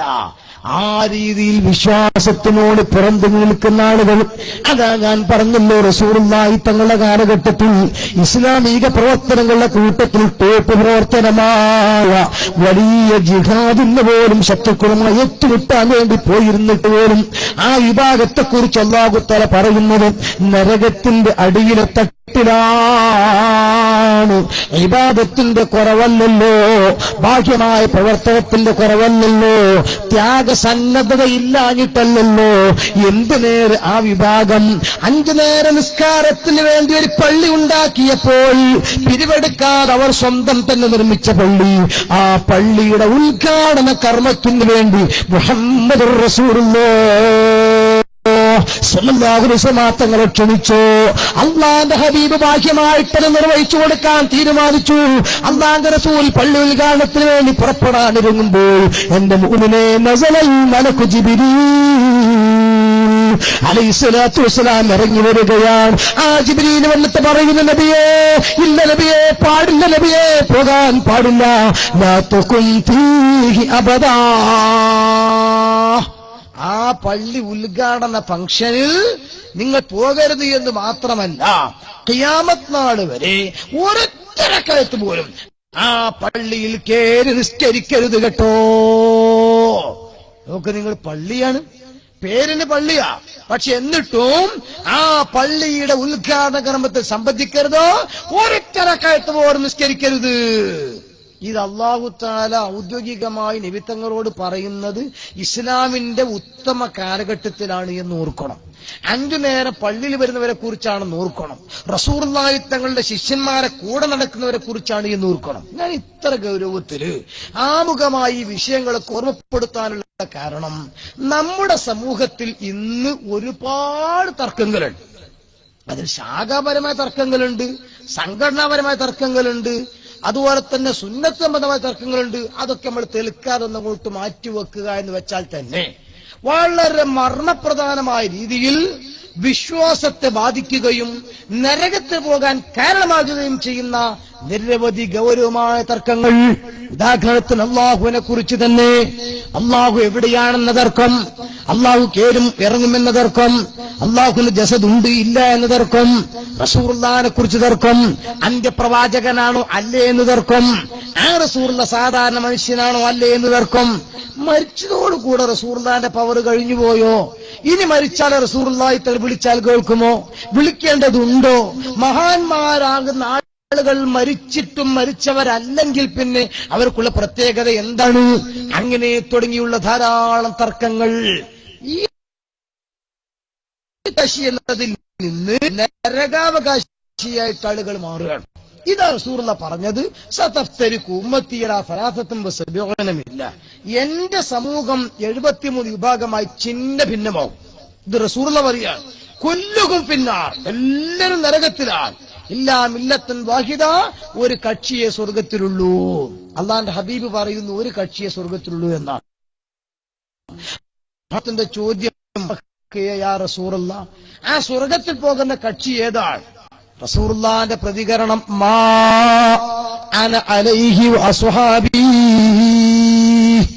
ഞാൻ ഏതൊരു റൂട്ടാണോ സ്വീകരിച്ചത് ആ റൂട്ട് അനുകരിക്കുന്നവർ പോരാ, എന്റെ സ്വഹാബത്തിനെയും അംഗീകരിക്കുന്നവർ അവരാകുന്നു സ്വർഗത്തിന്റെ കക്ഷികൾ. അപ്പൊ നബി ചെയ്തോ? ഇല്ല, എന്നാ ശിർക്ക്. നബി പറഞ്ഞോ? ഇല്ല, എന്നാ തെറ്റ്. അങ്ങനെയല്ല. അള്ളാന്റെ ഹബീബ് ചെയ്യുന്നതോടൊപ്പം റസൂലുള്ളാഹിന്റെ പർണശാലയിൽ നിന്ന് ഇസ്ലാം പഠിച്ച സ്വഹാബത്തിന്റെ പ്രവർത്തനവും കൂടെ അംഗീകരിക്കണം. അവിടെയാണ് എല്ലാ പുത്തനാശയക്കാരും പുറത്തു പോകുന്നത്. കേരളത്തിൽ അൽഹംദുലില്ലാഹ് മുത്ത് റസൂലുള്ളാഹി സ്വല്ലല്ലാഹു അലൈഹി വസല്ലം തങ്ങൾ മദീനയിൽ ദീനീ പ്രബോധനം നടത്തുന്ന അതേ കാലയളവിൽ തന്നെ ഇസ്ലാമിനെ നെഞ്ചിലേറ്റാൻ ഭാഗ്യം ലഭിച്ച നാടാണ് നമ്മുടെ കൊച്ചു കേരളം. അത് കൊണ്ടുവന്നത് സ്വഹാബികൾ ആണ്, സഖാഫികൾ അല്ല. ആ സ്വഹാബികൾ ഇവിടെ വന്നുകൊണ്ട് പള്ളികൾ ഉണ്ടാക്കിയിട്ടുണ്ട്, അവരിവിടെ ജുമുഅ നടത്തിയിട്ടുണ്ട്. ആ പള്ളികളിൽ എവിടെയും ലേഡീസ് കമ്പാർട്ട്മെന്റ്, ഇപ്പം പള്ളിയിൽ പണം എന്ന് വാദിക്കുന്ന ജമാഅത്ത് ഇസ്ലാമിയും സൂറയിലേക്ക് കയറിയ സൂറ ടീച്ചറും അടക്കം, അതേപോലെ തന്നെ ആദ്യമായി കേരളത്തിൽ പെണ്ണ് പള്ളി പോയ വെള്ളാറമ്പാറ ഖദീജ കുട്ടിയും പി ക്യാവരത്താത്തയും അടക്കം ഒരാൾ സ്വഹാബത്തുണ്ടാക്കിയ പള്ളിയിൽ പെണ്ണ് പോയി എന്ന് പറഞ്ഞിട്ടില്ല. ഞാൻ ഈ പ്രസംഗിക്കുന്ന ടൈം വരെ ഇപ്പോഴും സ്വഹാബത്തുണ്ടാക്കിയ ഒരൊറ്റ പള്ളിയിലും ഒരു പെണ്ണും അവിടെ നിസ്കരിക്കാൻ വരുന്നില്ല. അവരെല്ലാവരും ഇവിടെ ഓതിയ ഖുത്ബ അറബിയിൽ മാത്രം, അവരെല്ലാവരും കൊടുത്ത ജുമുഅയുടെ 2 ബാങ്ക് തന്നെ. ബഹുമാനപ്പെട്ട സ്വഹാബാ കിറാം ഉണ്ടാക്കിയ മുഴുവൻ പള്ളികളിലും അന്ന് മുതൽ ഇന്ന് വരെ തറാവീഹ് 20 തന്നെ. നോക്ക് നിങ്ങൾ, ഈ ഒരു ചര്യ മുന്നോട്ട് വെക്കുമ്പോൾ നിബിതങ്ങൾ പറഞ്ഞ സ്വർഗാവകാശിയാകണമെങ്കിൽ ഈ സ്വഹാബത്തെ പിൻപറ്റണം. അതാണ് അഹ്ലു സുന്നത്തി വൽ ജമാഅ അഥവാ സുന്നികൾ. അതിനിപ്പം ഗ്രൂപ്പോ സംഘടനയോ അങ്ങോട്ടും ഇങ്ങോട്ടും എന്തോ ആകട്ടെ, ആ സുന്നികൾ ഈ പറഞ്ഞ ആളുകളെ ഫോളോ ചെയ്യുന്നവരാണ്. ഇനി മറിച്ചുള്ള കക്ഷികൾ മുജാഹിദ് ആകട്ടെ, ജമാഅത്ത് ഇസ്ലാമി ആകട്ടെ, തബ്ലീഗ് ആകട്ടെ, ഖാദിയാനി ആകട്ടെ, റാഫിദി ആകട്ടെ, മുഅ്തസിലി ആകട്ടെ, ഷിയാക്കളാകട്ടെ, ചേകനൂരാകട്ടെ, ഇരുമ്പുഴിയാകട്ടെ, ഏത് ടീമാകട്ടെ, ഈ പറഞ്ഞ പാരമ്പര്യ കണക്ഷൻ തള്ളിക്കളയുന്നവരാ. 21 ശേഷം മുജസ്സം തറാവീഹ് 20 മാറ്റി 8 ആക്കിയതോടുകൂടെ ഉമറുൽ ഫാറൂഖ് റളിയല്ലാഹുവിന്റെ ഭരണത്തെ തന്നെ ചീത്തയാക്കി. കാരണം അന്നാണ് 20 ശരിക്കും എല്ലാ സ്ഥലത്തും ഒരുപോലെ പ്രാക്ടിക്കലാക്കി കിതാബുകൾ തന്നെ രേഖപ്പെടുത്തി വെക്കാൻ റസൂലുള്ളാഹി ചെയ്ത പ്രവർത്തനത്തിന്റെ പൂർത്തീകരണം. ഉസ്മാൻ റളിയല്ലാഹു തആല അൻഹു നടപ്പിലാക്കിയ 2 ബാങ്ക് വിദഅത്താക്കുന്നതോടുകൂടെ സ്വഹാബത്തുമായിട്ടുള്ള കണക്ഷൻ മുജാഹിദും ജമാഅത്തും വേർപ്പെടുത്തി കളഞ്ഞു. എന്ന് നോക്കിക്കോളൂ, പെണ്ണിനെ പള്ളിയിൽ കൊണ്ടുപോകണമെന്ന് വാദിക്കുന്നതോടുകൂടെ ആ ഇസ്ലാമിന്റെ 1300 വർഷക്കാലത്തെ പാരമ്പര്യത്തിന്റെ കടക്ക് കത്തിവെച്ചു. അതൊരു പുതിയ പാർട്ടിയായിട്ട് രംഗത്ത് വന്നു. അതുകൊണ്ട് മുജാഹിദ് പ്രസ്ഥാനം ഒരു പുതിയ പാർട്ടിയാണ് എന്ന് സമർത്ഥിക്കാൻ വേണ്ടി മുഖാമുഖമോ പ്രസംഗമോ നടത്തേണ്ട ആവശ്യമില്ല. അതവർ തുറന്ന് എന്നെ സംബന്ധിച്ചതാണ്. പിന്നെ ഈ അടുത്ത കാലത്ത് സക്കറിയ സ്വലാഹിയെ പോലുള്ള മോഡികൾ വന്ന് ഞങ്ങളെ കേരളത്തിലെ മുജാഹിദിന് സൗദി അറേബ്യയുടെ ഭരണം കിട്ടിയാൽ രണ്ടാമത്തെ ദിവസം മദീനയിൽ കാണുന്ന പച്ചക്കുബ്ബ ഞങ്ങൾ ബുൾഡോസർ വെച്ച് തട്ടി നിരത്തും എന്ന് ഭീകരവാദ പ്രസംഗം നടത്തിയതോടുകൂടെ ഒന്നുകൂടെ ബോധ്യപ്പെട്ടു. പള്ളിയിലെ ഫാദർമാരടക്കം അവരെ ക്ലിപ്പിട്ടിട്ട് പ്രസംഗിച്ചു. അക്ബറിന്റെ അള്ള ഇന്നലെ പറഞ്ഞ അള്ള ഇങ്ങനെ, ഇന്ന് പറഞ്ഞ അള്ള ഇങ്ങനെ, മിനിയാന്ന് പറഞ്ഞ അള്ള ഇങ്ങനെ അള്ളാഹുവിന്റെ വിശ്വാസത്തിൽ പോലും മാറ്റം വരുത്തിയതോടുകൂടെ തൽക്കാലം നമുക്ക് മുജാഹിദ് പ്രസ്ഥാനത്തിനെ പിണ്ടം വെച്ച് പുറത്തു നിർത്താം. പിന്നെ 41-ന് ശേഷം വന്ന ജമാഅത്ത് ഇസ്ലാമിയ അവരതേ അത്തൗഹീദ് കോപ്പിയടിച്ച് ഇബ്നു അബ്ദുൽ വഹാബിന് അതേ അത്തൗഹീദ് തന്നെ കോപ്പിയടിച്ചുകൊണ്ടാണ് അള്ളാഹുവിന്റെ വലത്തെ കയ്യിൽ ആകാശവും ഇടത്തെ കയ്യിൽ ഭൂമിയും എന്ന് പറഞ്ഞ് ശൈഖ് മുതുകാരക്കുന്ന ട്രാൻസ്ലേഷൻ ചെയ്ത് അത്തൗഹീദ് എന്ന അതേ തൗഹീദ് ഉറച്ചു നിന്നു. ഒന്നുകൂടെ മുന്നോട്ട് പോയി മഹാന്മാരെ നിരാകരിക്കാനും പ്രവാചകന്മാർക്ക് മരിക്കാമെങ്കിൽ അവരെ മണ്ണിൽ മറമാടുകയും ചെയ്യാമെങ്കിൽ പിന്നെ അവർ മണ്ണിൽ ചേരാതിരിക്കുന്നതിൽ എന്തെങ്കിലും ഗുണമുണ്ട് എന്ന് തോന്നുന്നില്ല. അപ്പൊ വെളിയിലിരുന്ന് ജീർണിച്ച് ജീവിച്ചിരിക്കുന്നവർക്ക് ബുദ്ധിമുട്ടുണ്ടാകാതിരിക്കാനാണല്ലോ മറമാടപ്പെടുന്നത്. ഇല്ലെങ്കിൽ അങ്ങനെ മറമാടേണ്ട ആവശ്യം എന്താണ്? അങ്ങനെ റസൂലിനടക്കമുള്ള മുഴുവൻ പ്രവാചകന്മാരും ചീഞ്ഞു പോകുമെന്ന് വ്യക്തമായി 987 ജനുവരി ലക്കത്തിലെ അവരുടെ പ്രബോധനത്തിൽ എഴുതുകയും നബിത്തങ്ങൾ സാധാരണക്കാരനെ പോലെ ജനിച്ചു, സാധാരണ കുഞ്ഞുങ്ങളെ പോലെ വളർന്നു, സാധാരണ പോലെ തന്നെ പ്രവാചകത്വം കിട്ടി, സാധാരണക്കാരൻ മരിക്കും പോലെ മരിച്ചു എന്നെഴുതിയതിലൂടെ ജമാഅത്ത് ഇസ്ലാമിയും പിണ്ടം വെച്ചുകൊണ്ട് മാറ്റപ്പെട്ടു. എന്നാൽ ഇത് രണ്ടിൽ നിന്നും വ്യത്യസ്തമായി നല്ല വാശ്യമായ പ്രവർത്തനങ്ങളും നല്ല പെരുമാറ്റങ്ങളും ഇബാദത്ത് ലേശമൊക്കെ ഒരു ശുഷ്കാന്തിയും ദേശത്ത് ലേശമൊക്കെ ഒരു ആത്മീയതയും മാത്രമല്ല ചേരിപ്രദേശങ്ങളിലൂടെ കടന്നു ചെന്ന് ആളുകളെ പെറുക്കിക്കൊണ്ടുവന്ന് ഭാഗ്യമായിട്ട് നന്നാക്കുകയും ചെയ്ത നല്ല പ്രവർത്തനം നടത്തുന്ന നല്ല അനുകരിക്കാവുന്ന ശൈലി സ്വീകരിക്കുന്ന ഒരു വിഭാഗമാണ് തബ്ലീഗ് ജമാഅത്തിന്റെ ആളുകൾ. എനിക്ക് പലപ്പോഴും മുജാഹിദിനോട് ജമാഅത്തിനോടും വെറുപ്പാ തോന്നരുത്, തബ്ലീഗ് ജമാഅത്തിനോട് എനിക്ക് സഹതാപാണ് തോന്നരുത്. കാരണം എന്താണെന്ന് ചോദിച്ചാൽ അവർ ഈ കാര്യങ്ങളൊക്കെ ചെയ്തിട്ട് പിന്നെയും നഷ്ടപ്പെടാൻ അങ്ങനെ ഉണ്ടല്ലോ. തീരെ നിസ്കരിക്കാത്ത നരകത്തിലിട്ട സങ്കടം വരില്ല. അതേ സമയത്ത് അങ്ങനെയല്ല ഇത് എല്ലാം ചെയ്ത് പിന്നെ നരകത്ത് പോകുമെന്ന് പറഞ്ഞാൽ മക്കളില്ലാത്ത ഒരാളെ സംബന്ധിച്ചിടത്തോളം ഒരു 18 കൊല്ലം കല്യാണം കഴിച്ചിട്ട് മക്കളില്ല, ദ്വാരക്കണം, അതൊരു സങ്കട. അതേസമയം കുഞ്ഞുണ്ടായി 18ാമത്തെ വയസ്സിൽ ആ കുഞ്ഞൻ മരിച്ചു, ആ സങ്കടമാണ് ചൂക്കുങ്ങള്. അത് രണ്ടാണല്ലോ. ഇതുപോലെ മുജാഹിദും ജമാഅത്തും പിന്നെ ഏതായിരുന്നില്ല ആ രൂപത്തിലാണ്. അതിപ്പോ തക്ബീർ കെട്ടുമ്പോഴടക്കം കണ്ടില്ല ഞങ്ങള് അല്ലാഹു അക്ബർ, ഇത് ഡേഞ്ചർ എന്നുള്ള അർത്ഥത്തിൽ തന്നെയാണ് മുജാഹിദ്. ഒരു മതവുമില്ലാത്ത കെട്ടാണല്ലോ. സാധാരണ ഈ ചിഹ്നം കാണാറുള്ളത് എവിടെയാണ്? ഒരു തലയോട്ടിയും 2 അസ്ഥികൂടവും. ഇത് ട്രാൻസ്ഫോമറിന് മുകളിലാളെ കാണുക, തൊടാൻ പാടില്ല, വെരി ഡേഞ്ചറാണ്. ഇതാ ഇതേപോലെ അല്ലാഹു അക്ബർ എന്തൊരു ഇടങ്ങേറ് നിറങ്ങൾ ഈ കെട്ടുകെട്ടാൻ. ഇത് വൃശ്ചിക മാസത്തിൽ വയനാട്ടിൽ പോയി നോക്കണം ആദിവാസികളെ കാണാൻ. അത് രാവിലെ തണുത്തിട്ട് നടക്കുന്നത്. ഇവിടെ ഉണ്ടോ ഹൈറേഞ്ച് ആയതുകൊണ്ട്. ഇതേപോലെ ഇടങ്ങേറിന്റെ കെട്ടുകനെ കെട്ടിയിട്ട് എന്റെ ഉള്ളിലുള്ള വിശ്വാസം വെരി ഡേഞ്ചർ ആവുന്നു. അതുകൊണ്ട് തന്നെ തൊടാനോ തൊടരുവാനോ ജീവിച്ചിരിക്കുമ്പോൾ സലാം പറയുന്ന മരിച്ച വൈദ്യ കേൾക്കാനോ പാടില്ലാത്തതാകുന്നു. ഇത് പറഞ്ഞുകൊണ്ടാണ് ഈ കെട്ട്. ഇത് കണ്ടാൽ തന്നെ തിരിയും, ഇവരെ ഫോളോ ചെയ്യാൻ പറ്റൂല. പിന്നെ ജമാഅത്ത് ഇസ്ലാമിയ അവരിങ്ങനെ മീറാവിലേക്ക് നിൽക്കുന്നത് കണ്ടാൽ തന്നെ മുറിയൻ പാന്റും ഹാഫ് കൈന്റെ ഷർട്ടും പിന്നെ ഡിസോർഡറായ താടിയും മുഖത്തുള്ള കറുപ്പും എല്ലാം പാടൊക്കെ ഇടിപറ്റിയ തെങ്ങിലേക്ക് നോക്കിയതുപോലെ. ഇടിപറ്റിയ തെങ്ങുണ്ടെങ്കിൽ അതിന്റെ പട്ട ഡിസോർഡർ ആയിട്ട് ഇങ്ങനെ വീണെടുക്കുന്നതോളം വെട്ടി ഒതുക്കാത്ത രീതിയിൽ ഇങ്ങനെ. അതേസമയത്ത് മുകളിലേക്ക് നോക്കിയ ഒരു കറുപ്പ് ഇങ്ങനെ കാണുകയും ചെയ്യും. ഈ മോഡൽ കാണുമ്പോൾ ഇവരെ തുടരാൻ പറ്റൂല എന്ന് ആർക്കും തിരിയും. അതേസമയം നല്ല പുഞ്ചിരി, പോക്കറ്റിൽ അറാക്കിന്റെ നല്ല സുന്നത്ത്, ഇതേപോലെ തന്നെ ശരിക്കും മുട്ടുമറയുന്ന രൂപത്തിലുള്ള ജുബ്ബ, സുന്ദരമായ ഒരു വാലുവെച്ച തലപ്പാവ്, കണ്ടാൽ സന്തോഷത്തോടെയുള്ള പെരുമാറ്റം, നെരിയാണിക്ക് മുകളിലെടുത്തിരിക്കുന്ന തുണി അല്ലെങ്കിൽ അതേപോലെ സുന്നത്തോട് കാണിക്കുന്ന താല്പര്യങ്ങൾ, തന്നെപ്പോലെ മറ്റുള്ളവർ നന്നാകണമെന്ന ചിന്തയിൽ ഇറങ്ങി ആർഭാടമില്ലാതെ ക്ഷണിക്കുന്ന ആളുകൾ. ഏത് വലിയ ഉദ്യോഗസ്ഥന്മാരാണെങ്കിലും അഹങ്കാരമൊക്കെ കൈവിട്ടുകൊണ്ട് മല്ലിച്ചപ്പ് നന്നാക്കുന്നു, സവാള അരിയുന്നു, ഉള്ളി മുറിക്കുന്നു, തക്കാളി വേവിക്കുന്നു, അങ്ങനെ തുടങ്ങിയിട്ട് ബിരിയാണി എല്ലാവരും കൂടെ ഉണ്ടാക്കി ബിരിയാണി കഴിക്കുന്നു. എന്നിട്ട് അവർ ചുമരിലേറ്റിക്കൊണ്ട് നടക്കുന്നു. എന്നിട്ട് അവർ അങ്ങാടിയിൽ ഇങ്ങനെ ഇറങ്ങി ടോൾച്ചാ ഡ്രൈവർമാരൊക്കെ അടുത്ത് എന്നിട്ട് അവർ ക്ഷണിക്കുന്ന രൂപം കാണുമ്പോൾ നമുക്കൊക്കെ വല്ലാത്തൊരു വിഷമം തോന്നും. എന്തേ? ജാതിയും മതവും കൂടെ നോക്കാതെ അസ്സലാമു അലൈക്കും, കാരണം അവരിങ്ങോട്ട് വശീകരിക്കണമല്ലോ, അതിന് വേണ്ടി ചെന്നിട്ട് അങ്ങനെ ഓട്ടോറിക്ഷ ഡ്രൈവർമാർ വാലിക്കും അസ്സലാം, പിന്നെ കൈ പിടിച്ചിട്ട് ഇങ്ങനെ സംസാരം. മക്കളെ നിന്നാ മതിയോ, നമുക്കൊക്കെ യാത്ര പോണ്ടേ, അപ്പൊ ചില റിക്ഷ ഡ്രൈവർമാര് ലൈന് നിർത്തിയിട്ട് പറയും, ആ ഇക്ക യാത്ര പോകണം, അതിനല്ലേ നിങ്ങൾ ലൈനായിട്ട് അവിടെ നിർത്തിയത്. അല്ല, അങ്ങനെയല്ല ഉദ്ദേശിച്ചത്, മരിച്ചു പോണ്ടേ, അതിനായിട്ടില്ല, അടവൊരു 10 കൂടെ ഉണ്ട്, അത് കഴിഞ്ഞിട്ട് ചിന്തിക്കാം എന്ന് പറഞ്ഞ രീതിയിൽ ഏത് ആളുകളരികിലേക്കും ചെന്ന് ഒരാൾ ഇങ്ങനെ കാര്യം പറയുന്നു. അപ്പോൾ കൂടെ ഇരിക്കുന്ന മറ്റു 2 ആളുകൾ ശ്രദ്ധയോടുകൂടെ കേൾക്കുന്നു.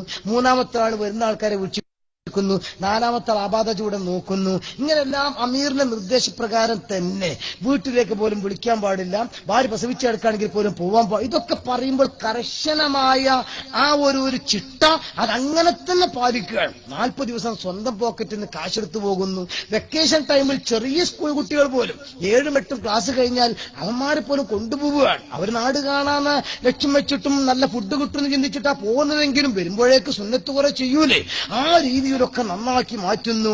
മാത്രമല്ല, സ്വന്തം ഭർത്താവ് അയാൾ ചിലപ്പോൾ മദ്യപിച്ചുകൊണ്ട് എവിടെയെങ്കിലും വീണ് കിടക്കുകയാണ്, രാവിലെ പോലും പല്ല് തേക്കാറില്ല, സ്വന്തം ഭാര്യ വിളിക്കാത്ത നേർച്ചക്കാരില്ല, ഇയാൾ ഒരു നേരം ഒന്ന് പല്ല് തേച്ച് കിട്ടിയെങ്കിൽ ഇന്ന് അയാൾ സുബ്ഹാനല്ലാഹ് 7 നേരം നന്നായി തേക്കുന്നുണ്ട് പല്ല്. ആ രീതിയിലൊക്കെ നന്നാവുകയാണ്. തീരെ ദുർഗന്ധം ഇപ്പൊ അത്തരം കുപ്പി പോക്കറ്റിൽ മാത്രമല്ല കച്ചവടത്തിനോട് കൊണ്ടുനടക്കുന്നുണ്ട്.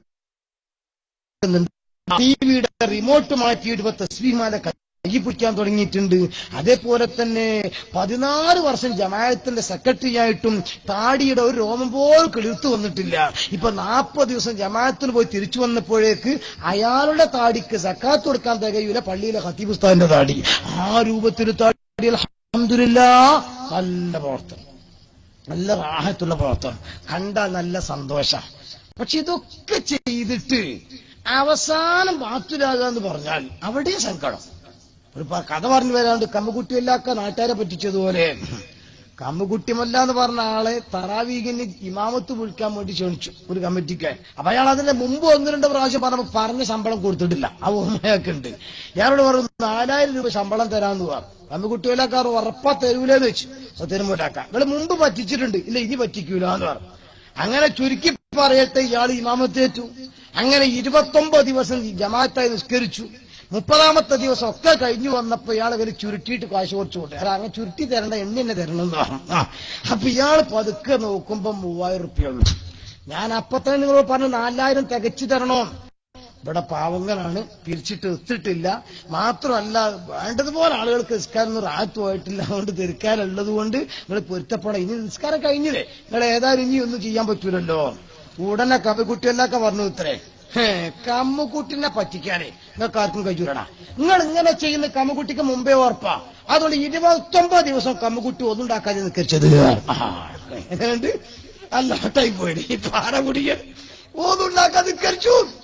ഇത് ഈ മല്ലാക്കെ പറഞ്ഞാൽ എത്രത്തോളം അയാളോട് നമുക്ക് അനുകമ്പ തോന്നണം, എത്രത്തോളം വിഷമം തോന്നണം. ഇതുപോലെയാണ് സത്യത്തില് തബ്ലീഗ് ജമാഅത്തിന്റെ ആളുകൾ എന്ന് പറഞ്ഞാൽ. അവര് മുജാഹിദിനെ പോലും ജമാഅത്തിനെ പോലെയല്ല, 24 മണിക്കൂറും പ്രവർത്തിക്കുകയാണ്. അവർ ത്യാഗം സഹിച്ച് നടക്കുകയാണ്. അതൊരു ഉപകാരത്തിൽ പെടണ്ടേ. അത് ഉപകാരത്തിൽ പെടാതെ ഞാൻ പറയാൻ കാരണം എന്താണെന്നറിയോ, ഇന്നിപ്പോ അത് സർവ്വസ്ഥലത്തും വ്യാപകമായിക്കൊണ്ടിരിക്കുകയാണ്. പക്ഷെ അതിന് പോകുന്ന ആളുകൾക്ക് സത്യത്തില് ഇത് ഇങ്ങനത്തെ ഒരു ഉപജാപക വൃന്ദാണെന്ന് തിരിഞ്ഞോണമെന്നില്ല. ഞാനത് പറയാൻ കാരണം അത് അനുഭവിച്ചതുകൊണ്ടാണ്. സത്യത്തിൽ ഞാൻ ഇവരൊക്കെ ചോദിച്ചു നോക്കിയാൽ അറിയാം, മർക്കസില് ഏകദേശം ഒരു 4-ാം ക്ലാസ് പഠിക്കുന്ന സമയം മുതലേ ഞാൻ പ്രസംഗിക്കാൻ വേണ്ടി പോകാൻ തുടങ്ങിയിട്ടുണ്ട്. അന്ന് ഈ ഭാഗത്തൊക്കെ തന്നെ വെങ്ങോല പഴക്കാപ്പള്ളി ഭാഗത്തൊക്കെ ഞാൻ ഈ ചെറിയ പരിപാടികൾക്ക് വേണ്ടിയിട്ടൊക്കെ വന്നിട്ടുണ്ട് 4-ാം ക്ലാസ് പഠിക്കുമ്പോൾ. അങ്ങനെ സ്കൂൾ 4-ാം ക്ലാസ് അല്ല, ശരീരത്തിന് 4-ാം ക്ലാസ്സാണ്. അത്ഭുതഭാരനെറ്റ് പറഞ്ഞേക്കണ്ടെങ്കിൽ. അപ്പൊ ചുരുക്കി പറയട്ടെ, അങ്ങനെ അന്ന് മുതൽ പ്രസംഗിക്കാൻ തുടങ്ങി ഉസ്താദന്മാരെ പൊരുത്തത്തോടെ ഏകദേശം ഒരു 6-7 എത്തിയപ്പോൾ മറുപടിയും പ്രസംഗിക്കാൻ തുടങ്ങിയിട്ടുണ്ട്. മൊത്തം മുജാഹിദ് ജമാഅത്ത് തത്തുല്യ യോഗ്യതയുള്ള ചില ടീം.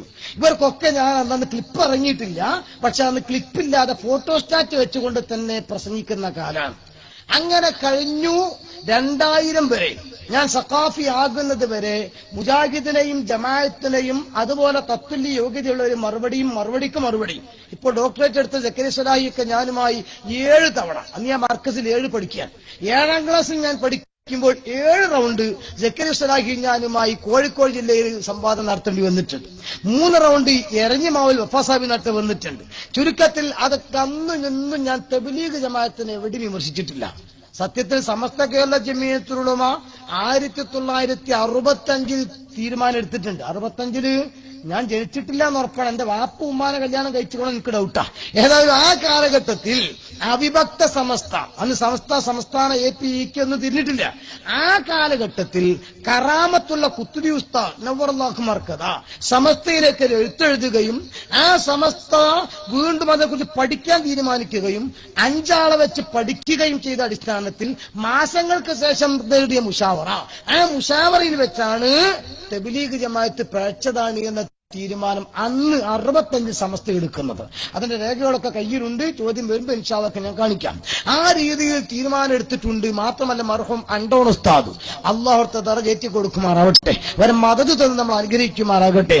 ഉസ്താദ് അവர்களுം MA ഉസ്താദ് അടക്കമുള്ള പലരും അതിനെതിരെ നന്നായി പ്രസംഗിക്കുന്നുണ്ട്. അന്ന് അണ്ടോൺ ഉസ്താദിന്റെ ഹാദിമായി പെട്ടിയും പിടിച്ചിങ്ങനെ പല സ്ഥലത്തും ഇങ്ങനെ, ഇപ്പൊ ഇന്നലെ എനിക്ക് പരിപാടി മംഗലാപുരത്താണ്. അപ്പൊ അവിടെ ട്രെയിന് കാത്തിങ്ങനെ രാത്രി 1:30 ട്രെയിനാ പോകുന്നത്. അത് കാത്തിങ്ങനെ കൊതുകിന്റെ കടി ഇങ്ങനെ കൊണ്ടപ്പോ ഞാൻ പറഞ്ഞു, ഇത് പണ്ടത്തെ ഓർമ്മ എനിക്ക് വരികയാണ്. അന്ന് അണ്ടോസ്താന്റെ കൂടെ പെട്ടിയും പിടിച്ച് വരും. ഉസ്താദിന് ഷാള് വിരിച്ചു കൊടുക്കും. ഉസ്താദ് പതുക്കാണ് കടക്കും എന്ന് ഞങ്ങൾ പതുക്കെ എന്നിട്ട് ഇങ്ങനെ കൊതുകനാട്ടിയിരിക്കും. എന്നിട്ട് അണ്ണാച്ചി ലോറിക്കോ അല്ലെങ്കിൽ ട്രക്ക് വണ്ടിക്കോ ട്രെയിനോ തിരിച്ചു കോഴിക്കോട് എത്തും. ആ ഒരു കാര്യം ഇങ്ങനെ ഓർമ്മ വന്നു എന്ന് പറഞ്ഞു. ചുരുക്കത്തിൽ അന്ന് ഉസ്താദിന്റെ കൂടെ നടന്ന പ്രസംഗം കേൾക്കുമ്പോൾ തബ്ലീഗ് പിഴച്ചതാണ് എന്ന് ഉറപ്പാ.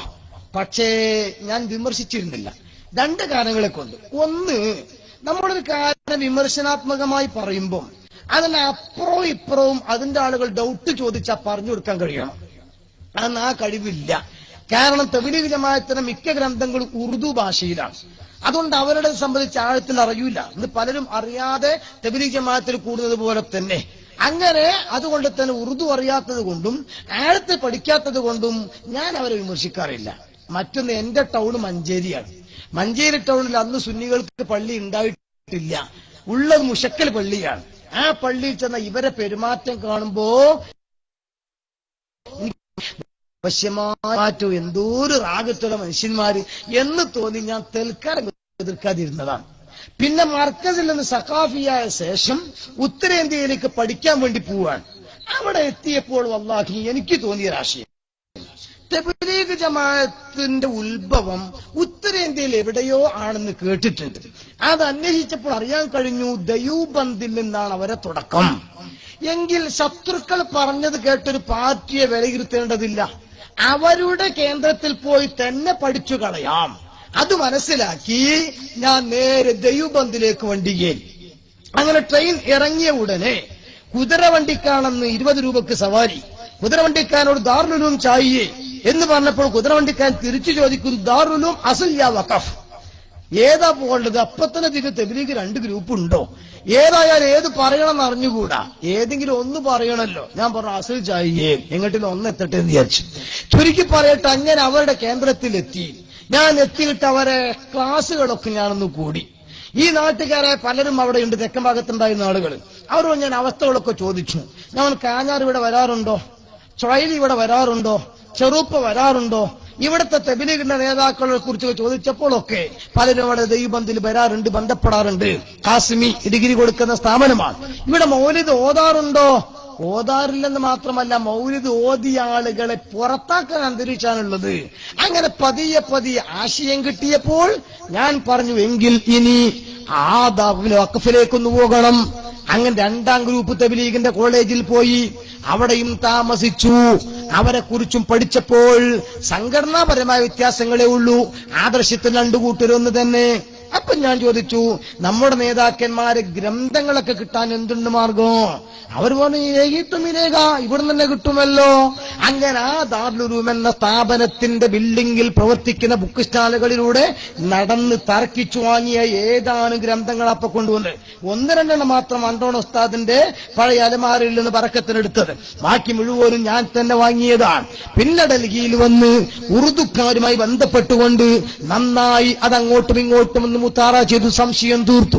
അപ്പോഴാണ് പിന്നെയാണ് അറിയാൻ കഴിഞ്ഞത് ഡൽഹിയിൽ ഇവർക്കൊരു കേന്ദ്രം ഉണ്ട്. ദയൂബന്ദ് ഉലമാക്കളും തബ്ലീഗ് ജമാഅത്തും എന്ന് പറഞ്ഞ് പി മുഹമ്മദ് ഇസാഖ് അൽ ഖാസിമി കാഞ്ഞാർ, അദ്ദേഹം തബ്ലീഗിന്റെ നേതാവാണല്ലോ. കാഞ്ഞാർ മൂസ മൗലാന എന്ന ആളാണ് തബ്ലീഗ് ജമാഅത്തിനെ കൊണ്ടുവന്നത്. അതിനെ കേരളത്തിൽ ഏറ്റുവാങ്ങാൻ ഭാഗ്യം ലഭിച്ചവര് നിങ്ങൾ ജില്ലക്കാരുമാണ്. തൊടുപുഴയിലെ ജുമഅത്ത് പള്ളിയാണ് അതിന്റെ ആദ്യ കേന്ദ്രമെന്ന് അവരുടെ ഗ്രന്ഥത്തിൽ വായിക്കാൻ കഴിഞ്ഞതാണ്. അതെന്നേക്കാൾ നിങ്ങൾക്കായിരിക്കും അനുഭവം ഉണ്ടാവുക. ഏതായിരുന്നാലും ഈ ഗ്രന്ഥത്തിൽ പറയുന്നുണ്ട് തബ്ലീഗിന്റെ ഏറ്റവും വലിയ മർക്കസുകളിൽ ഒന്നാണ് ഡൽഹിയിലെ മർക്കസ്. നിസാമുദ്ദീൻ വലിയുള്ളാഹി ദഹ്ലവിയുടെ തൊട്ടു മുമ്പിലുള്ള ആ വലിയ ബിൽഡിംഗ്. ഞാൻ അവിടെ പോയി, അവരെ ദൗറയിൽ പങ്കെടുത്തു, അവരെ ദീനി ദഅവത്തിനും തബ്ലീഗിനും ഞാൻ കൂടി, അവരുടെ ക്ലാസുകൾ ഞാൻ കേട്ടു. അങ്ങനെ അവരുമായി ചങ്ങായിത്തത്തിലായി, ആത്മാർത്ഥമായി ഇവരെ കുറിച്ചൊന്ന് പഠിക്കണമെന്ന ചിന്തയിൽ തന്നെ. ചുരുക്കി പറയട്ടെ, ബംഗ്ലാദേശിൽ നിന്ന്, അതേപോലെ ശ്രീലങ്കയിൽ നിന്ന്, പല ലോകത്തിന്റെ പല ഭാഗത്തു നിന്നും ജമാഅത്തുകൾ സ്ഥിരം വരുന്നതുകൊണ്ട് 24 മണിക്കൂറും ബാത്റൂമുകളടക്കം തുറന്നിട്ടിരിക്കുന്നു.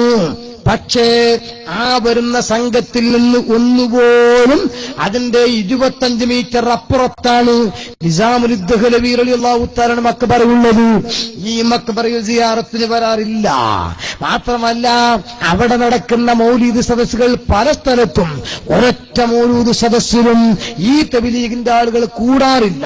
എന്ന് മാത്രമല്ല ദയൂബന്ദ് ദാറുലുലൂമാണ് ലോകത്തെ കേന്ദ്രമെന്ന് ഞാൻ പറഞ്ഞു. രണ്ടാമത്തെ കേന്ദ്രമാണ് മർക്കസ്. ഈ രണ്ട് സ്ഥലത്തും ഞാൻ റബീഉൽ അവ്വൽ തന്നെ പോയി. പക്ഷേ അവിടെ മൗലിദ് നടക്കാറില്ല. ഞാൻ കാണാത്തത് കൊണ്ട് ചോദിച്ചു. ഇല്ല, ഇവിടെ മൗലിദ് ഓതാറില്ല.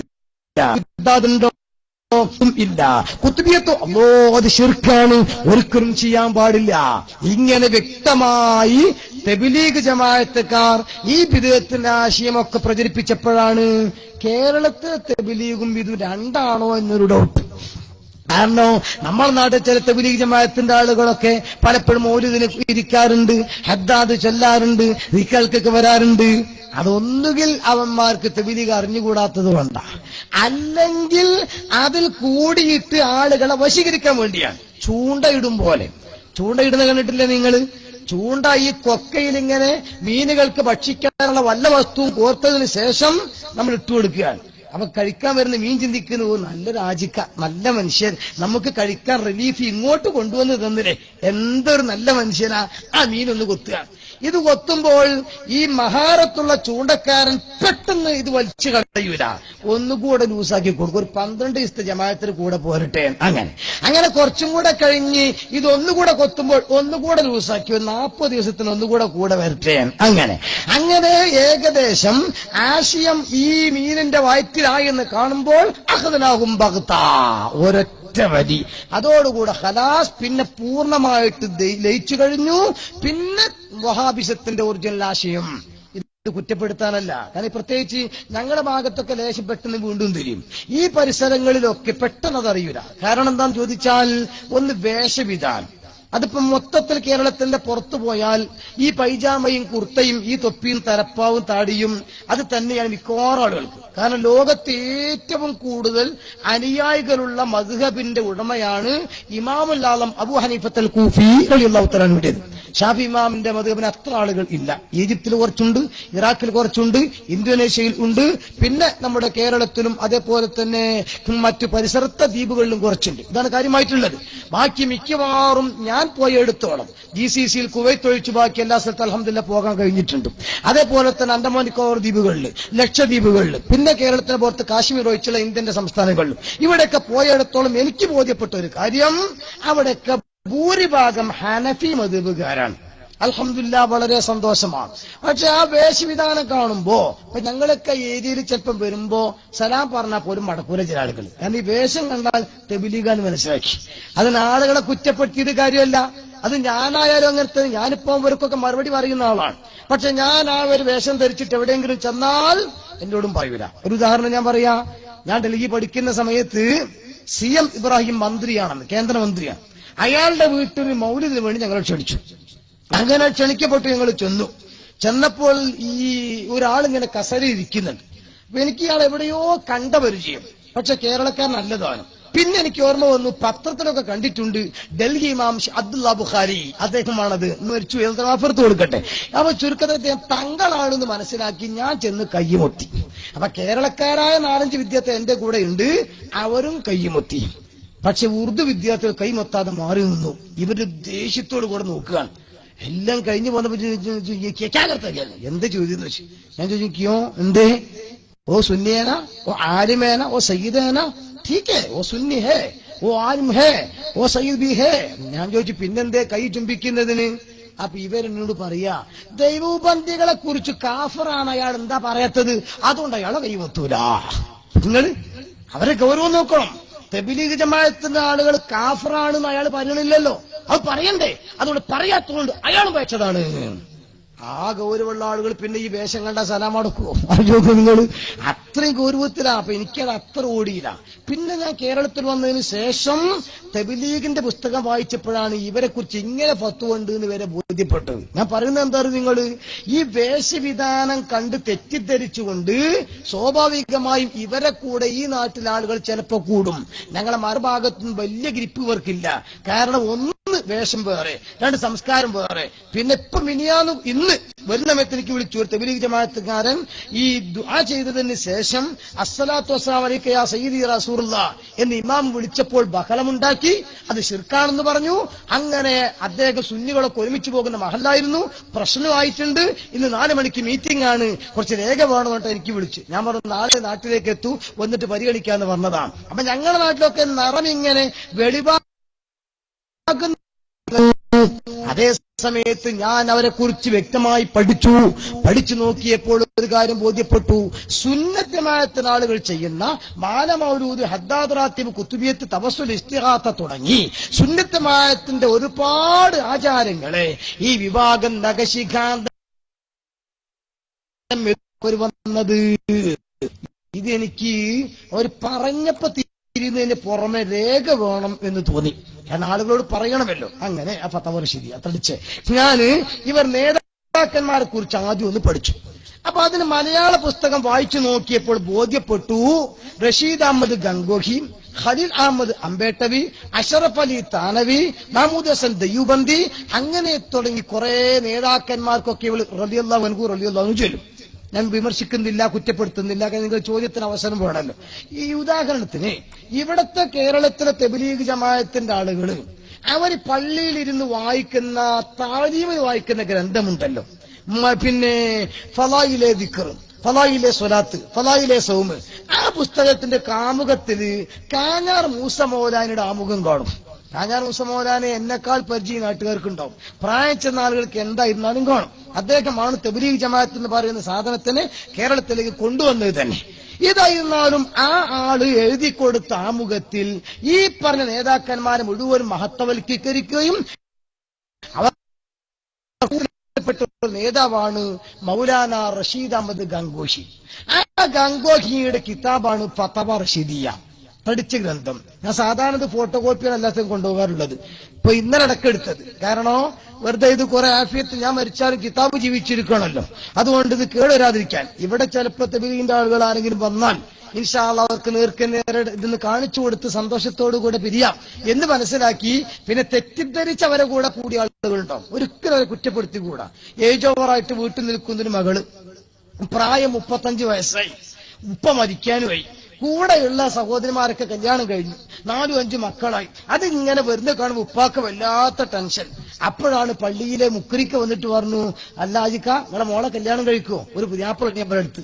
എത്ര? 55 വയസ്സുണ്ട് പുതിയാപ്പിളക്ക്. പക്ഷെ അധികം പൊന്നും പണമൊന്നും വേണ്ട, ഒരു 5 പവന്റെ ആഭരണവും ഒരു 10,000 രൂപയും കൊടുത്തേച്ചാൽ മതി, നല്ല മനുഷ്യനാ എന്ന് പറയുമ്പോ കൂടുതൽ ആലോചിക്കാനൊന്നും നിൽക്കൂല.